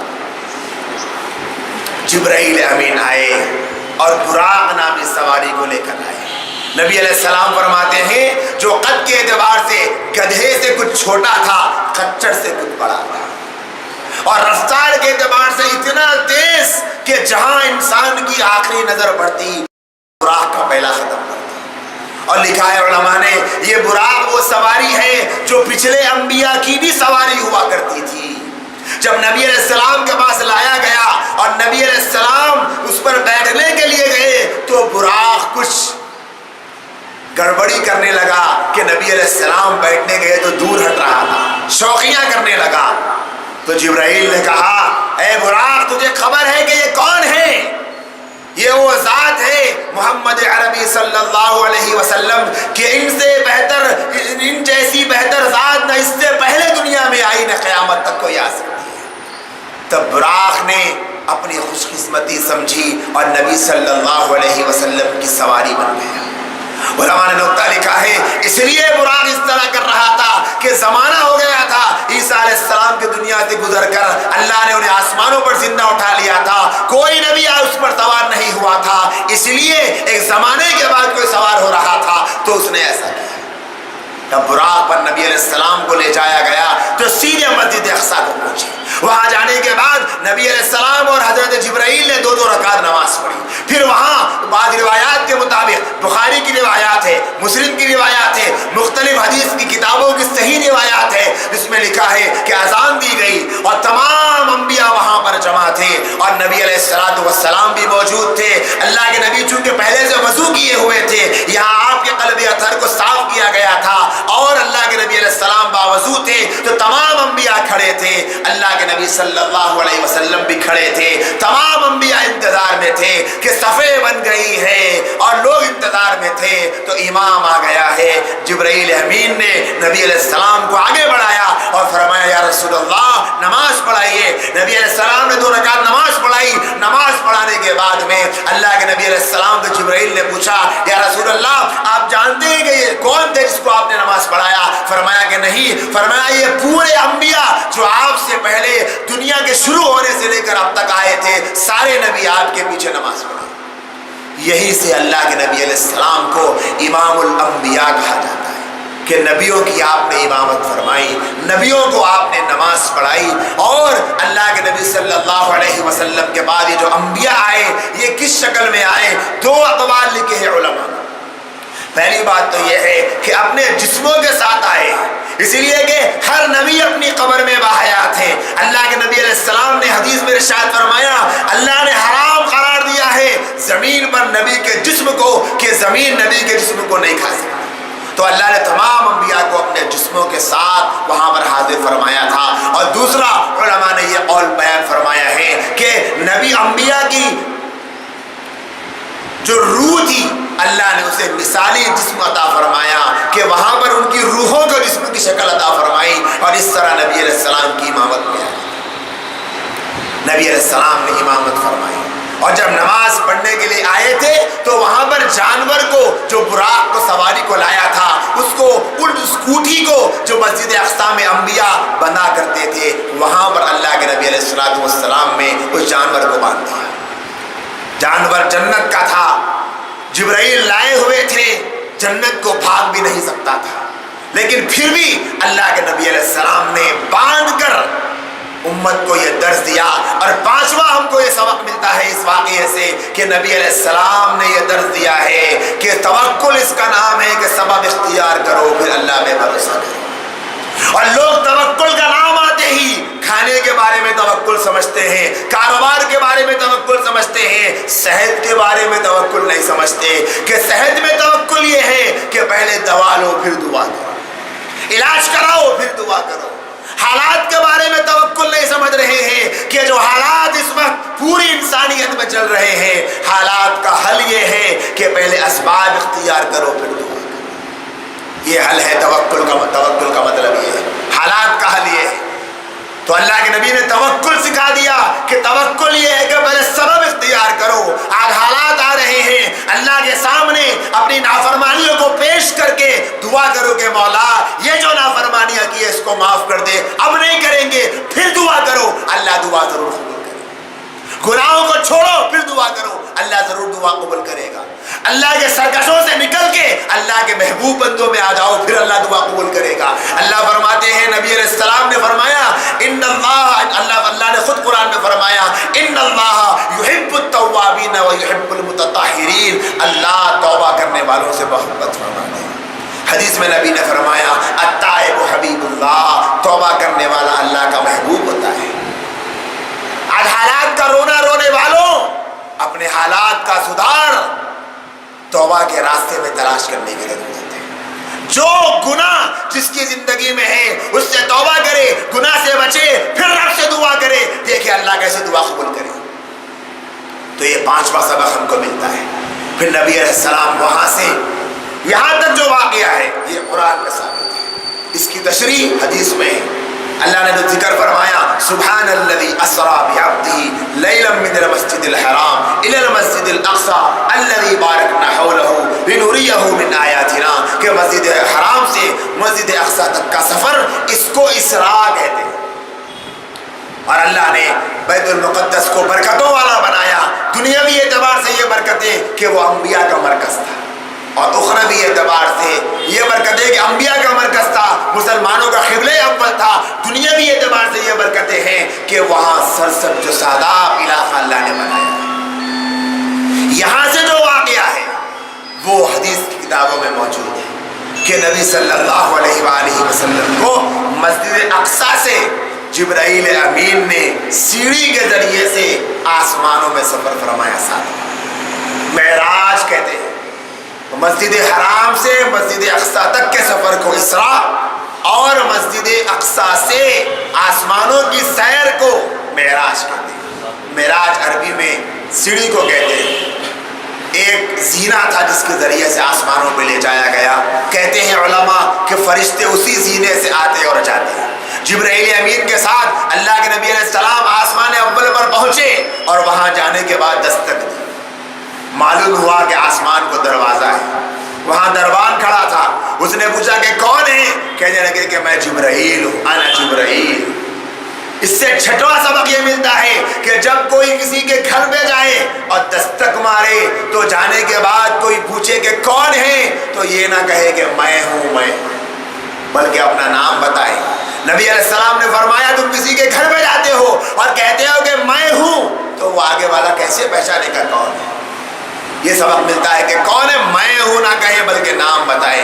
اور یہ حکم بھی ہے حدیث میں، علماء نے مسائل نقل فرما دیے. جب کسی کے گھر میں جائے تو 3 مرتبہ دستک دے، وہ نہ نکلے تو واپس لوٹ جائے. جب تک نہ نکلے کھٹکا مارتے ہوئے کھڑے رہنا. یہ دین کو صحیح نہ جاننے اور نبی کے فرمان کا علم نہ ہونے کا نتیجہ ہے. معاشرے میں کیا ہوتا ہے؟ گھر میں کچھ بھی کر رہے ہو، سو رہے ہو، جاگ رہے ہو، مصروف ہو، کچھ بھی کر رہے ہو، جب تک نہ نکلے مارتے کھڑے. اللہ کے نبی نے منع فرمایا. اور یہ بھی حکم دیا جب دروازے پر آواز دو تو دروازے کے سامنے مت کھڑے رہو، دروازے سے ہٹ کر کھڑے رہو. اس لیے کہ پتہ نہیں کون اندر سے نکلے گا، اندر گھر میں بے پردگی ہو جائے، نظر پڑ جائے، اس لیے دروازے کے سامنے مت کرو. یہ بھی شریعت کا حکم. پھر نبی علیہ السلام کے بارے میں پوچھا گیا آپ کے ساتھ کون ہے؟ پوچھا گیا، کہا گیا کہ محمد ہے. تو فرشتوں نے یہ نہیں پوچھا کون محمد. معلوم ہوا کہ فرشتوں کے یہاں نبی علیہ السلام کا تعارف پہلے سے ہے. نبی علیہ السلام کی ذات کو وہ اچھی طرح جانتے ہیں. اور اللہ کے نبی علیہ السلام کے ساتھ جب فرشتے کو لے کر گئے نبی تو دستک دی، دروازہ کھلایا، پھر دروازہ کھلا. اس میں نبی علیہ السلام کی رفعت شان کو ظاہر کرنا ہے کہ جب کوئی مہمان گھر کو آئے پہلے سے انتظام ہو، پہلے سے سب کچھ دروازے کھلے رکھ دیے جائیں. یہ بھی ایک طریقہ ہے میزبانی کا، لیکن مہمان کی رفعت شان کو ظاہر کرنے کے لیے کہ جب وہ دروازے پر آئے تو اس کے اعزاز میں جب آسمان کا دروازہ کھولا گیا تو ادھر جانب فرشتے، ادھر جانب فرشتے، فرشتوں کی قطار، اہلا و سہلا مرحبا یا نبی اللہ، اے اللہ کے رسول آپ کا آنا مبارک ہو. تو نبی علیہ السلام کے جو فرشتوں نے استقبال کیا، اللہ کے نبی علیہ السلام خوشی ہوگی نا. طائف میں لوگوں نے ایسا ستایا تھا، طائف میں تو عزت نہیں دی تھی. اللہ نے بتایا تم کیا میرے نبی کو عزت دو گے؟ میرے نبی کی عزت تو آسمانوں میں بتاؤں گا. تم نے میرے نبی کا مقام کو نہیں پہچانا، دیکھو فرشتوں میں میرے نبی کا مقام کیسا ہے. ایک دن یہی دنیا والے میرے نبی کا مقام پہچانے. ابھی تو تسلی کے لیے نبی کو آسمانوں پر بلایا ہوں، ایک دن آئے گا پوری دنیا میرے نبی کے مقام کو پہچانے گی. اور آج پہچان رہی ہے الحمدللہ، اور قیامت تک پہچانے گی. آج بڑے بڑے کافر، بڑے بڑے سائنسداں ہر بات وہ اسلام کے بارے میں اپنی زبان سے کہنے کو تیار ہے، لیکن محمد الرسول اللہ صلی اللہ علیہ وسلم کی ذات کے بارے میں کچھ کہنے کو تیار نہیں. ایک بہت بڑے عیسائی رائٹر نے جب کتاب لکھی کہ دنیا کے 100 ایسے لوگ جو پوری انسانیت میں بہترین تھے، بہترین کریکٹر کے تھے، تو سب سے پہلے محمد الرسول اللہ صلی اللہ علیہ وسلم کا نام اس نے لکھا. اور یہ لکھا تقریر میں کہ میں نے پوری دنیا کے انسانوں کا جائزہ لیا، میں مجبور ہوں محمد الرسول اللہ کا نام سب سے پہلے لکھنے. ایسے تسلیم کیا ہے لوگوں نے اللہ کے نبی علیہ السلام کی ذات کو، آپ کے تقدس کو. تو فرشتوں میں آپ کے مقام کو بتلایا. جب پہلے آسمان پر پہنچے حضرت آدم علیہ السلام پہلے آسمان پر ملے. ایک جانب کچھ لوگ ہیں، دوسری جانب کچھ لوگ ہیں. ادھر دیکھتے ہیں تو روتے ہیں، ادھر دیکھتے ہیں تو ہنستے ہیں. دائیں جانب دیکھ کے خوش ہوتے ہیں، بائیں جانب دیکھ کے روتے ہیں. جبرائیل علیہ السلام سے پوچھا کہ یہ کون ہے؟ فرمایا آپ کی ابا جان آدم ہے. انہوں نے فرمایا مرحبا بابن صالح، مرحبا بالنبی الصالح، مبارک ہو میرے بیٹے آؤ، مبارک ہو نبی آؤ. کیونکہ نبی علیہ السلام آدم علیہ السلام کے بھی بیٹے ہوتے ہیں، وہ ساری انسانیت کے باپ ہیں. جبرائیل سے پوچھا یہ کیا کر رہے ہیں؟ ادھر دیکھتے ہیں روتے ہیں، ادھر دیکھتے ہیں ہنستے ہیں. کہنے لگے یہ دائیں جانب ان کی وہ ذریت ہے جو جنتی ہے انہیں دیکھ کر خوش ہوتے ہیں، بائیں جانب وہ ذریت ہے جو جہنمی ہے انہیں دیکھ کر روتے ہیں۔ اس منظر سے ساتواں سبق یہ ملتا ہے کہ باپ کو اپنی اولاد کے نیک اور بد ہونے کو دیکھ کر نیک ہونے پر خوش ہونا اور بد ہونے پر غمگین بھی ہونا چاہیے۔ اور علماء نے لکھا ہے کہ نبی علیہ السلام بلکہ ہر نبی اپنی امت کے اعمال کے سبب اللہ کے یہاں اعزاز اور اعزاز سے نوازا جاتا ہے۔ آدم علیہ السلام نے دیکھا کہ میرے اتنے بچے جنت میں جائیں، اتنے بچے جہنم میں جائیں، تو باپ کو وہ غم ہو رہا تھا باپ ہونے کی حیثیت سے۔ ساتواں سبق یہ ملتا ہے کہ ہر ماں باپ کو چاہیے اپنے بچوں کے ایمان کا جائزہ لے، اپنے بچوں کی تہذیب کا جائزہ لے، اپنے بچوں کے کلچر کا جائزہ لے، اپنے بچوں کے دین کا جائزہ لے کہ میرا بیٹا دینی اعتبار سے کہاں کھڑا، جنت میں جانے کا مستحق بنے گا یا خدا نخواستہ جہنم میں جانے کا مستحق بنے گا۔ ماں باپ پر کھانے کی، پینے کی، پہننے کی، اوڑھنے کی، ان کو پڑھانے کی، لکھانے کی، ان کے تمام ذمہ داریوں سے بڑھ کر ان کے ایمان کی حفاظت کی ذمہ داری۔ اگر کسی وقت ماں باپ اپنے بیٹوں کے کھانے پینے کے سلسلے میں تھوڑی بہت اپنی معاشی مجبوری کی وجہ سے پیچھے بھی رہ جائے تو اتنا نقصان نہیں جتنا ماں باپ اپنے اولاد کے ایمان سے اگر غافل ہو جائے تو اتنا نقصان۔ ہم کو یہ ساتواں سبق حاصل کرنا چاہیے۔ آج کے زمانے میں ماں باپ کو دیکھنا چاہیے کہ اولاد کن راستوں میں چل رہی ہے، کیا ہو رہا ہے، ماں باپ کو کتنی فکر ہے۔ خاص طور پر آج کے جو حالات ہیں، جو لڑکے لڑکیاں پڑھنے والے ہیں ان کے اندر تعلیم تو بعد میں آ رہی ہے اور غیروں کی تہذیب پہلے آ رہی ہے۔ تعلیم تو بعد میں آ رہی ہے، اسلام سے نفرت پہلے آ رہی ہے۔ آج شریعت کا مذاق اڑایا جائے، شریعت کی دھجیاں اڑائی جائے، شریعت کا مخالفت کی جائے، اسلامی قانونوں کو بدلنے کی کوشش کی جائے، قرآن میں تحریف کی کوشش کی جائے، قرآنی احکام کو غلط کہا جائے، تو کتنے ایسے نوجوان ہیں جن کو دیکھ کر، جن کی سوشل میڈیا پر ایکٹیویٹیز کو دیکھ کر دل گرتا ہے، اور اسلام پر اعتراض کرنے والوں کو دیکھ کر اتنی تکلیف نہیں ہو رہی جتنی ہماری نوجوان نسلوں کی اسلام سے بے رخی کو دیکھ کر کم ہو رہا ہے۔ تین طلاق کے مسئلے پر اعتراض کیا جا رہا ہے، مخالفت کی جا رہی ہے، کتنے نوجوان لڑکے لڑکیاں یہ کہہ رہے ہیں ہاں بھائی بات تو صحیح ہے، عورتوں پہ ظلم ہو رہا ہے، ظلم ختم ہونا چاہیے۔ کیا یہی تربیت کر رہے ہیں ماں باپ؟ یاد رکھیے اس بات کو کہ اولاد ماں باپ کی عکاس ہوتی ہے، اولاد ماں باپ کا آئینہ ہوتی ہے، اولاد کی تہذیب ماں باپ کے ایمان اور اخلاق کا پرچو ہوتی ہے۔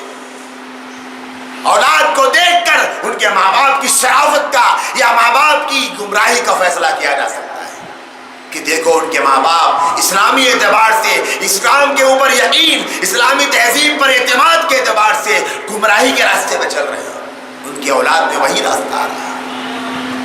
میرے عزیز بھائیوں اور بہنوں، آج موقع ہے ماؤں کے لیے اور معاشرے کے ہر اس باپ کے لیے جن کے بچے اسکول میں پڑھتے ہیں، جن کے بچے تعلیم حاصل کر رہے ہیں۔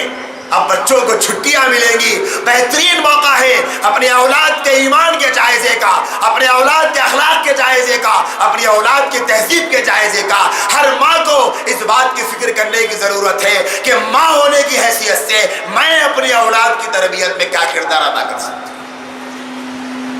بہن ہونے کی حیثیت سے تو آپ کا کردار بڑا اچھا ہے، سہیلی ہونے کی حیثیت سے تو آپ کا کردار بڑا اچھا ہے، بہو ہونے کی حیثیت سے تو آپ کا کردار بھلے ہی اچھا کیوں نہ ہو، ماں ہونے کی حیثیت سے آپ کا کردار کیسا ہے؟ ایک ماں کی ذمہ داری آپ کتنی نبھا رہے ہیں؟ ان چھٹیوں کے موقع پر اپنی اولاد کی نگرانی کریں، ان کے دوستانوں کا خیال کریں، خراب دوستوں سے ان کو بچائیں، انہیں چھوٹے ہیں بچے تو مکاتب میں داخلہ دلوائیں، مکاتب کی تعلیم کو مضبوط کریں، مکاتب میں عقائد کو مضبوط کیا جاتا ہے، مکاتب پہ اپنے بچوں کو پڑھائیں، مکاتب کا جال پھیلایا جا رہا ہے، ان کا ساتھ دیں، ان علماء کا تعاون کریں، ان کی مدد کریں، ان کے ساتھ اپنے آپ کو ملائیں، اپنے بچوں کو ان کی نگرانی میں دیں۔ جو کورسز چلتے ہیں ان کورسز میں اپنے بچوں کا داخلہ کروائیں۔ اور جن کے بچے جوان ہو وہ اپنے بچوں کو علماء کی نگرانی میں رکھیں، علماء کی مجلسوں میں بھیجیں، علماء کی تربیت میں رکھیں۔ یہ علماء آپ کے بچوں کے لیے ایک جال کی طرح ہوں گے جو ہر فتنے سے بچائیں۔ تو ساتواں سبق ہم کو یہ ملتا ہے، نبی علیہ السلام کو پہلے آسمان پر حضرت آدم علیہ السلام سے کیوں ملایا گیا؟ اس میں اشارہ ہے اس جانب جیسے نبی علیہ السلام کہ والد ماجد حضرت آدم کو جنت سے نکالا گیا تھا، آپ علیہ السلام کو بھی مکے میں جانے کے بعد مکے سے نکلنے پر مجبور کیا جائے گا اور آپ مدینے کو ہجرت کر کے جائیں گے۔ دوسرے آسمان پر گئے، سوال ہوا، جواب ہوا، فرشتوں نے استقبال کیا۔ دوسرے آسمان پر حضرت عیسیٰ اور حضرت یحییٰ علیہ السلام سے ملاقات ہوئی، ان لوگوں نے بھی مرحبا کہا، ابراہیم علیہ حضرت جبریل امین نے ان کا تعارف کروایا۔ ان دو نبیوں سے دوسرے آسمان پر ملانے میں حکمت یہ تھی کہ جیسے حضرت عیسیٰ اور حضرت یحییٰ علیہ السلام کو یہودیوں نے بہت ستایا تھا، ان کی مخالفت کی تھی، عیسائیوں نے ان کو بہت تکلیف دی تھی، اسی طریقے سے اللہ کے نبی علیہ السلام جب مدینے میں جائیں گے تو یہود آپ کو ستائیں گے، یہود آپ کی مخالفت کریں گے۔ تیسرے آسمان پر گئے تو حضرت یوسف علیہ السلام سے ملاقات ہوئی، ایسے ہی فرشتوں نے استقبال کیا، یوسف علیہ السلام بڑے خوش ہوئے۔ اس کے بعد جبرائیل امین نے ان کا تعارف کروایا۔ حکمت یہ تھی جیسے یوسف علیہ السلام کو ان کے بھائیوں نے کنویں میں ڈال دیا، ان کی مخالفت کی، ٹھیک اسی طریقے سے اللہ کے نبی علیہ السلام کے گھر والے اہل خاندان قریش کے لوگ بھی آپ کے ساتھ مخالفت کریں گے، آپ کو مکے سے نکلنے پہ مجبور کریں گے۔ پھر جیسے یوسف علیہ السلام کو اللہ نے اس قید سے نکالا اور پھر بادشاہت کے تخت پہ بٹھایا اور ان کے بھائیوں کو ان کے سامنے کیا، ان کی عزت کو بلند کیا، اسی طرح نبی علیہ السلام بھی ایک دن آئے گا کہ فتح مکہ ہوا، آپ نے مکے کو فتح کیا، فاتحانہ داخل ہوئے اور وہ قریش جو آپ کو عزا دیتے تھے وہ آپ کے زیر نگی ہوئے، آپ ان کے اوپر فضیلت حاصل کر گئے، اور جو جملہ یوسف علیہ السلام نے فرمایا تھا لا تثریب علیکم اليوم، وہی جملہ نبی علیہ السلام نے فرمایا لا تثریب علیکم۔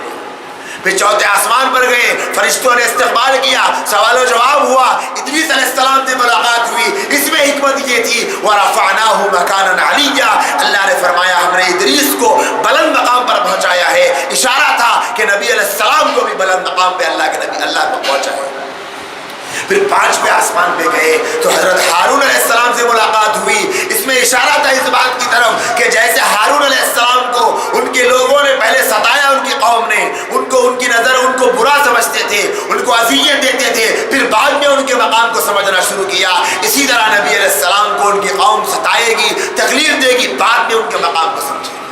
چھٹے آسمان پہ گئے تو موسیٰ علیہ السلام سے ملاقات ہوئی، اس میں حکمت یہ تھی کہ جیسے موسیٰ علیہ السلام کی قوم نے ان کو مختلف طریقوں سے ستایا، ٹھیک اسی طریقے سے اللہ کے نبی علیہ السلام کو بھی ستائیں گے، اور جیسے موسیٰ علیہ السلام مختلف تکلیفوں سے گزرنے کے بعد کامیاب ہوئے تھے، اللہ کے نبی علیہ السلام بھی ایسے ہی کامیاب ہوئے۔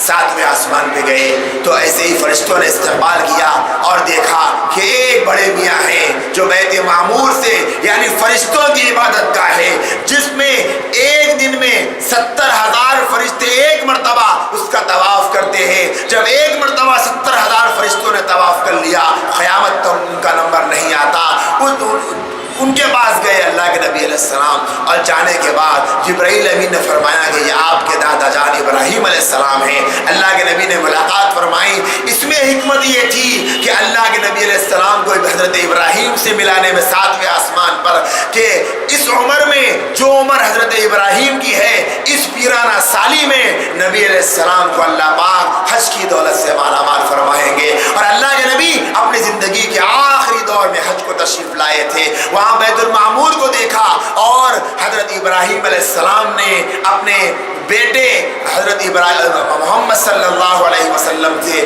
کو یہ نصیحت فرمائی کہ اپنی امت کو میرا پیغام پہنچا دینا کہ جنت بہت بڑا چھٹیل میدان ہے، اس کا پانی بڑا خوب اچھا میٹھا ہے، اور اس کی جو تسبیح ہے وہ سبحان اللہ و بحمدہ سبحان اللہ العظیم ہے۔ کیوں کہ جنت کا مزہ دیکھ چکے تھے تاکہ میرے بیٹے کی امت بھی جنت میں آنے والی بن جائے۔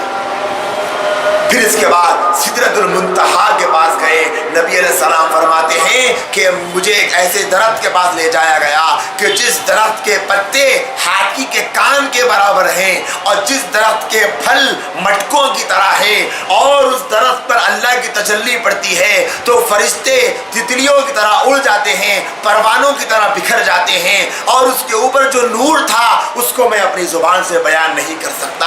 اور فرمایا کہ وہ سدرۃ المنتہا وہ مقام ہے کہ اللہ کے پاس سے احکامات سدرۃ المنتہا پہ ٹھہرتے ہیں، پھر وہاں سے فرشتے زمین پہ لے کر آتے ہیں، زمین سے بندوں کے اعمال پہلے سدرۃ المنتہا پہ ٹھہرتے ہیں، پھر وہاں سے اللہ کے پاس پہنچائے جاتے ہیں۔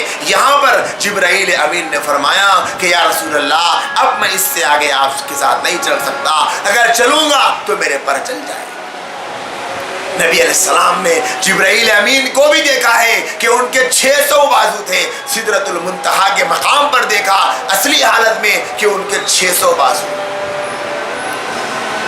اللہ کے نبی علیہ السلام کو جنت دکھائی گئی، جہنم دکھائی گئی، ایک کچھ لوگوں کو دیکھا کہ ان کے ہونٹوں کو کاٹا جا رہا ہے، ان کے ہونٹوں کو قینچیوں سے کترا جا رہا ہے۔ نبی علیہ السلام تڑپ گئے، پوچھا جبرائیل یہ کون ہے؟ فرمایا یا رسول اللہ یہ آپ کے امت کے وہ خطبہ ہیں جو خود تو عمل نہیں کرتے تھے لیکن لوگوں کو عمل کی بات کہا کرتے تھے۔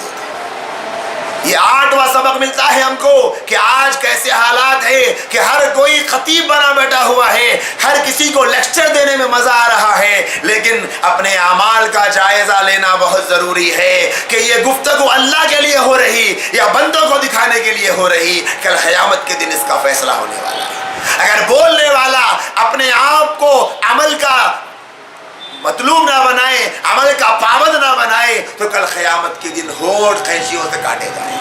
علماء نے مسئلہ یہ لکھا ہے کہ یہ سوچ کر ہم خود عمل نہیں کرتے، بولنا چھوڑنا بھی نہیں، بولتے رہنا ہے تاکہ بولتے بولتے ہم کو بھی عمل کی توفیق ہو جائے۔ لیکن کچھ لوگ ایسے بھی ہو جاتے ہیں جن کو بولنا بڑا اچھا لگتا ہے، جو بول کر لوگوں میں انتشار پھیلاتے ہیں، جو بول کر لوگوں کو جھگڑاتے ہیں، جو بول کر لوگوں کے دلوں کو توڑتے ہیں، فتنہ پھیلاتے ہیں، فساد پھیلاتے ہیں، کل قیامت میں ان کا انجام اپنی آنکھوں سے دیکھ لیں۔ اللہ کے نبی علیہ السلام نے فرمایا ہم نے دیکھا کہ کچھ لوگ ہیں جن کے ہاتھ لوہے کے ناخن ہیں، تانبے کے ناخن ہیں اور اپنے سینوں کو چھل رہے ہیں۔ اگر ناخن تھوڑا سا جسم کو لگ جائے تو خون نکل جاتا ہے، اگر تانبے کے ناخن ہو، لوہے کے ناخن ہو اور سینے کو چھلا جائے تو کیسے گوشت کے تکے نکلیں گے۔ نبی علیہ السلام نے فرمایا میں نے جبرائیل سے پوچھا یہ کون ہیں؟ جبرائیل نے کہا کہ آپ کی امت کے وہ لوگ ہیں جو غیبت کیا کرتے تھے، غیبت کی محفلوں میں اپنا وقت گزارا کرتے تھے۔ ہم کو 9واں سبق یہ ملتا ہے اس واقعے سے کہ آج دوسروں کی غیبتیں کرنا ایسا زبان کو مزہ لگ گیا ہے جیسے کسی چورن کا مزہ لگ جاتا ہے۔ ہمیں کیا کرنا ہے؟ فلاں جگہ فلاں واقعہ، فلاں جگہ فلاں واقعہ، یہاں یہ ہو رہا، وہاں یہ ہو رہا۔ صبح سے شام تک کتنے مسلمان غیبت میں اپنا وقت گزار رہے ہیں جنہیں پتہ نہیں ہے کہ ہم اپنی آخرت کو برباد کر رہے ہیں۔ جب سے سوشل میڈیا نے ترقی کی تو غیبت کے راستے اتنے عام ہو گئے۔ پہلے تو مہینوں میں یا دنوں میں کوئی کسی سے ملتا تو غیبت کا موقع ہوتا تھا، اب تو صبح شام ایسے نئے نئے ایشوز سامنے آتے جا رہے ہیں کہ غیبت کرنے کے لیے وقت کم پڑ رہا ہے، وقت ہی کم پڑ رہا ہے۔ ایک ایشو ختم نہیں ہوتا دوسرا تیار ہے، دوسرا ختم نہیں ہوتا تیسرا تیار ہے۔ کیا فرمایا نبی علیہ السلام نے کہ اپنے ہاتھوں سے اپنے سینوں کو نوچنا پڑے گا۔ یہ تو ایک سزا بیان فرمائی، اور بھی سزائیں حدیثوں میں موجود۔ پھر ایک طبقے کو نبی نے دیکھا، فرمایا ایسے ہیں کہ جن کی کھوپڑی کو پھوڑا جا رہا ہے، کہ فرشتہ کھوپڑی کو پھوڑتا ہے، کھوپڑی پھڑ جاتی ہے اور ٹکڑے ٹکڑے ہو جاتی ہے، پھر فرشتہ جا کر پتھر لائے گا جب تک کھوپڑی جڑ جاتی ہے۔ نبی نے پوچھا کہ یہ کون ہے؟ جبرائیل نے کہا کہ آپ کی امت کے وہ لوگ ہیں جو نماز میں غفلت کرتے ہیں، نماز چھوڑنے والے نہیں، نماز میں غفلت کرنے والے، لاپرواہی کرنے والے، دیر سے پڑھنے والے۔ چھوڑنے والوں کا عذاب تو اور ہے، ہم کو سبق حاصل کرنا چاہیے کہ آج کتنے مسلمان ہیں جو یہ دعویٰ کر سکتے ہیں کہ الحمدللہ پچھلے 1 مہینے سے میری ایک بھی نماز نہیں چھوٹی. کتنے لوگ ہیں؟ اور جو یہ کہہ سکتے ہیں کہ ایک بھی نماز میری جماعت سے نہیں چھوٹی. اور کتنے ایسے ہیں جو یہ کہہ سکتے ہیں کہ میری ایک نماز بھی تکبیر اولیٰ سے نہیں چھوٹی. ایک بزرگ 35 سال سے ان کی تکبیر اولیٰ فوت نہیں ہوئی تھی. ایک دن مسجد کو پہنچ گئے, تکبیر اولیٰ فوت ہو گئی, پریشان ہو گئے. دل میں خیال آیا کہ آج تکبیر اولیٰ فوت ہو گئی, لوگ کیا کہیں. فوراً اللہ کی طرف اپنے آپ کو متوجہ کیا اور یہ سوچا اس کا مطلب یہ ہے کہ 35 سال سے تم تکبیر اولیٰ سے جو نماز پڑھ رہے تھے وہ اللہ کے لیے نہیں پڑھ رہے. اگر اللہ کے لیے پڑھتے تو پھر بندوں کا خیال کیوں آتا؟ علماء نے کیا لکھا ہے, اگر کوئی نماز پڑھنے کے لیے کھڑا ہو گیا اور روزانہ جیسی نماز پڑھا کرتا تھا 5 منٹ میں 4 منٹ میں کسی کے دیکھنے کی وجہ سے اگر نماز آدھا منٹ بھی لیٹ ہو گئی کہ فلاں صاحب مجھے دیکھ رہے ہیں, فلاں بہن دیکھ رہی ہے, اگر آدھا منٹ بھی نماز لیٹ ہو گئی تو یہ نماز اللہ کے لیے نہیں پڑھی جا رہی, ان بندوں کے لیے پڑھی. کیونکہ اللہ تو کل بھی دیکھ رہا تھا, آج بھی دیکھ رہا. یہ حال ہے نمازوں کی قبولیت کا. نبی نے جو فرمایا کہ نماز منہ پہ مار دی جاتی ہے جس میں اللہ کے لیے نماز نہ پڑھی جائے, نیت اللہ کے لیے نہ ہو. ہم اپنی نمازوں کا جائزہ لے کے دیکھیں آج کتنی نمازیں چھوٹ رہی ہیں. فجر کی نماز نہ پڑھ کر کتنے مہینے کتنے مسلمانوں کو ہو چکے ہیں.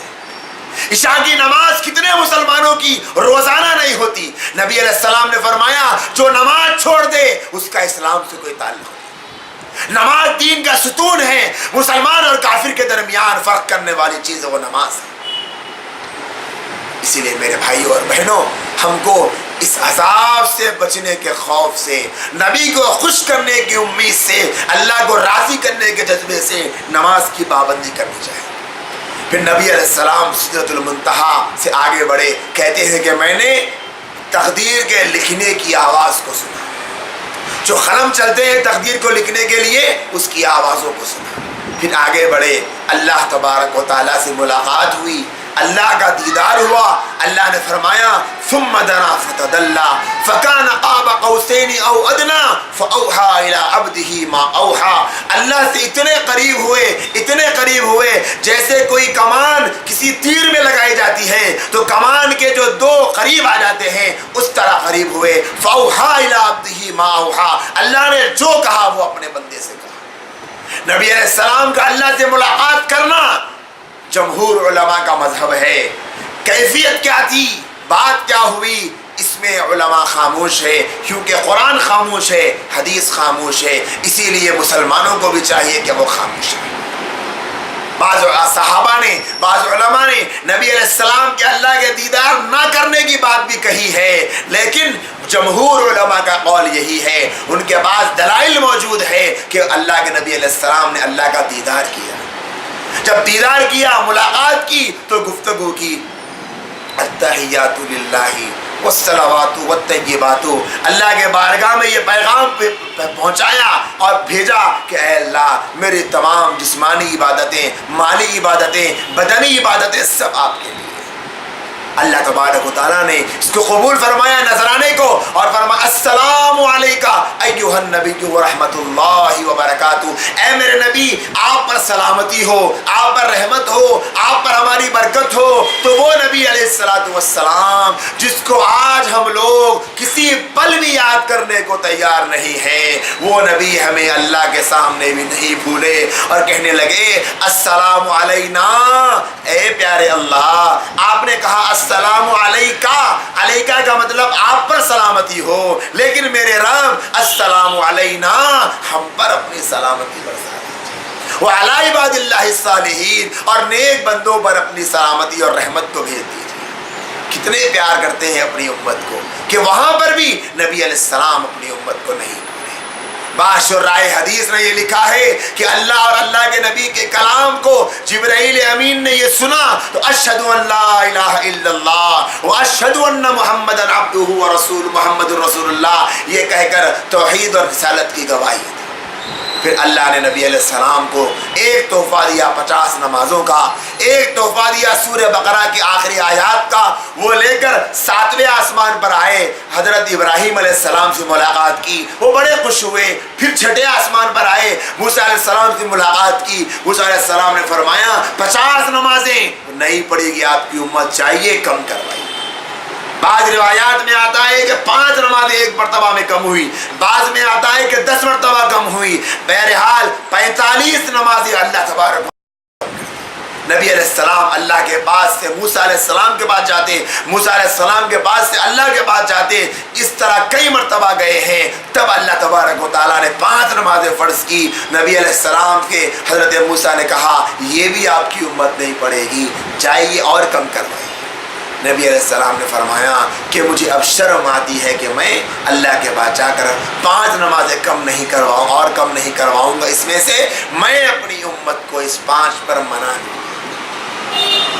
نبی نے کتنی امید لگائی تھی ہوگی، اور آج یہ امت وہ 5 میں نہیں پڑھ پا رہی۔ ہر کام کے لیے وقت ہے لیکن نماز کے لیے وقت نہیں، ڈیوٹی کے لیے وقت ہے، نوکری کے لیے وقت ہے، رات رات بھر جاگنے کے لیے وقت ہے، لیکن نماز پڑھنے کے لیے وقت نہیں۔ ایک سوال یہ پیدا ہوتا ہے کہ موسیٰ علیہ السلام نے کہا کہ کم کروائیے، حضرت ابراہیم نے کیوں نہیں کہا؟ پہلے حضرت ابراہیم کے پاس گئے تھے اللہ کے نبی، پھر موسیٰ کے پاس آئے تھے۔ تو علماء نے لکھا ہے حضرت ابراہیم علیہ السلام چونکہ خلیل تھے، اور خلیل کا تقاضا ہے اطاعت اور فرمانبرداری۔ آپ کا تعلق دوستی کا تھا اللہ سے، اور خلیل کا یہ انہوں نے جو اظہار کیا تھا اپنا زندگی بھر کا کارنامہ کہ جو کہتے تھے خلیل مان لیا کرتے تھے، اطاعت اور فرمانبرداری، کیوں کیا کتنا نہیں۔ اور موسیٰ علیہ السلام کلیم تھے، کلیم کی شان ہے ناز کرنا، ناز کرنا، منانا۔ اللہ کے نبی علیہ السلام جو موسیٰ علیہ السلام کے پاس گئے تو ابراہیم علیہ السلام کے پاس بھی گئے تھے، لیکن ابراہیم علیہ السلام چونکہ خلیل تھے وہ تو خوش ہو گئے کہ انہوں نے جو دعا کی تھی کہ اللہ میرے نسل میں ایک ایسے نبی کو پیدا فرما، وہ نبی تو اللہ کے نبی کو بھیج دیا اللہ نے، وہ تو خوش ہو گئے اتنی نمازیں میرے محبوب کی، میرے محمد کی امت پڑھے گی تو کتنے بڑے جنت کے درجات میں پہنچے گی، وہ تو خوش ہو گئے تھے۔ موسیٰ علیہ السلام چونکہ کلیم تھے، وہ ناز کرنے والے تھے، اللہ تبارک و تعالیٰ سے منوانے والے تھے، اس لیے انہوں نے کم کروایا۔ اور دوسری حکمت علماء نے لکھی، ابراہیم علیہ السلام کا جو سابقہ مشرکین سے بڑا تھا، بہت کم لوگ تھے جو ان کے اوپر ایمان لائے، اور جو ایمان لائے جتنی بھی تعداد میں تھے ان میں بہت سرکش بہت کم تھے، انہوں نے سرکش لوگوں سے واسطہ بہت کم پڑا تھا۔ اس کے مقابلے میں حضرت موسیٰ علیہ السلام نے بنی اسرائیل کو جو جھیلا ہے وہ بہت جھیلا ہے۔ تو اپنے اس تجربے کی روشنی میں موسیٰ نے کہا کہ میں نے بہت دیکھا ہے اپنی امت کو کہ وہ بہت ستاتی ہے، آپ کی امت بھی بہت ستائے۔ کیا کہتے ہیں ہم؟ یہاں رک کر سوچے حضرت موسیٰ نے سچ کہا تھا یا غلط کہا؟ نبی علیہ السلام کو جو کہا تھا آپ کی امت بہت ستائے گی، آپ کو سچ کہا تھا یا غلط کہا تھا؟ ہم سوچ کے دیکھ لیں۔ اور نبی علیہ السلام نے جو کہا تھا وہ سچ کہا تھا یا غلط کہا تھا؟ وہ نبی نے فرمایا تھا کہ میں اپنی امت کو منا لوں گا۔ نبی نے تو سچ ہی کہا تھا، لیکن ہم ہیں کہ ماننے کو تیار نہیں۔ ایک بزرگ بازار میں بیٹھے تھے، کسی نے پوچھا کہ حضرت کیا کر رہے ہو؟ کہنے لگے لوگوں کو منوا رہا ہوں، آج اللہ تو مان رہا ہے لیکن لوگ نہیں مان رہے۔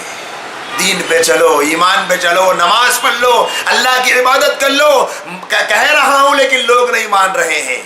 ایک دن دیکھا کہ قبرستان میں بیٹھے ہیں، پوچھا حضرت یہاں کیا کر رہے ہو؟ کہنے لگے آج بندے تو مان رہے ہیں لیکن اللہ نہیں مان رہا ہے، آج اللہ معاف کرنے کو تیار نہیں ہے، زندگی کے آخری سانس تک اللہ معاف کرنے کو تیار ہے لیکن بندے معافی چاہنے کو تیار نہیں، مرنے کے بعد بندے معافی کو چاہیں گے، اللہ معاف کرنے کو تیار نہیں۔ نبی علیہ السلام کتنی قربانی دے دی اس امت کے لیے، لیکن آج امت ہے کہ نبی ہی کے احکام کو بلا دیتی ہے۔ تو اس طرح نبی علیہ السلام نمازوں کا تحفہ اور آیت الکرسی کی آخری آیات کا تحفہ لے کر وہاں سے اللہ تبارک و تعالیٰ کی طرف سے بڑے مہمان میں اعزاز کے ساتھ بڑی میزبانی کو دیکھ کر واپس لوٹے، مکہ المکرمہ میں تشریف لائے۔ جس وقت میں آئے تھے تو اس وقت میں نبی صلی اللہ علیہ وسلم ابھی رات کا حصہ جو تھا وہی تھا، آگے بھی نہیں بڑھا۔ بعض علماء نے کہا کہ جو لوگ اعتراض کرتے ہیں کہ کیسے جا سکتے ہیں آسمان کی اتنی بلندی کے بعد تو ہوا نہیں، فلاں نہیں، فلاں نہیں، اللہ کی قدرت کے آگے سب آسان، کوئی چیز مشکل نہیں۔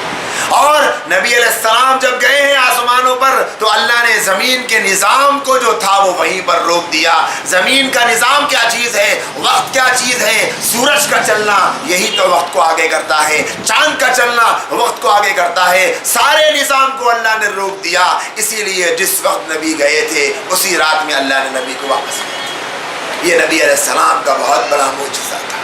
میرے بھائیوں اور دوستوں، یہ واقعہ معراج تھا، یہ واقعہ معراج کا پس منظر تھا اور واقعہ معراج سے ملنے والے اسباق تھے۔ اس رجب کے مہینے میں اس واقعے کی مناسبت سے بہت ساری جگہوں پر معراج کا واقعہ سنایا جاتا ہے۔ یہاں پر آج کی اس مجلس میں ہمارے سامنے یہ تذکرہ اس لیے کیا گیا تاکہ وقت سے پہلے ہم لوگ تیار رہیں، رجب کی تیاری میں، رمضان کے استقبال میں اور معراج کے واقعے سے جو ملنے والے اسباق ہیں ہم ان کو ذہن میں رکھیں۔ اور میں نے آپ کے سامنے جو 10 اسباق بتائے ہیں اس کو ذہن میں رکھیں، جو نکات بتائے ہیں اس کو ذہن میں رکھیں اور اس کے مطابق اپنی زندگی کو گزارنے کی پوری کوشش کریں۔ ضرور اس واقعے میں بے شمار ہمارے لیے فائدے ہیں، ضرورت ہے تلاش کرنے والے کی، ضرورت ہے عمل کرنے والے کی۔ اللہ پاک سے دعا ہے اللہ مجھے آپ کو پوری امت مسلمہ کو واقعہ معراج کا پس منظر سمجھا دے، نبی کی قربانیاں سمجھا دے،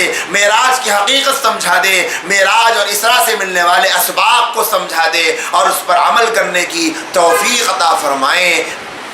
آخر دعوانا ان الحمدللہ۔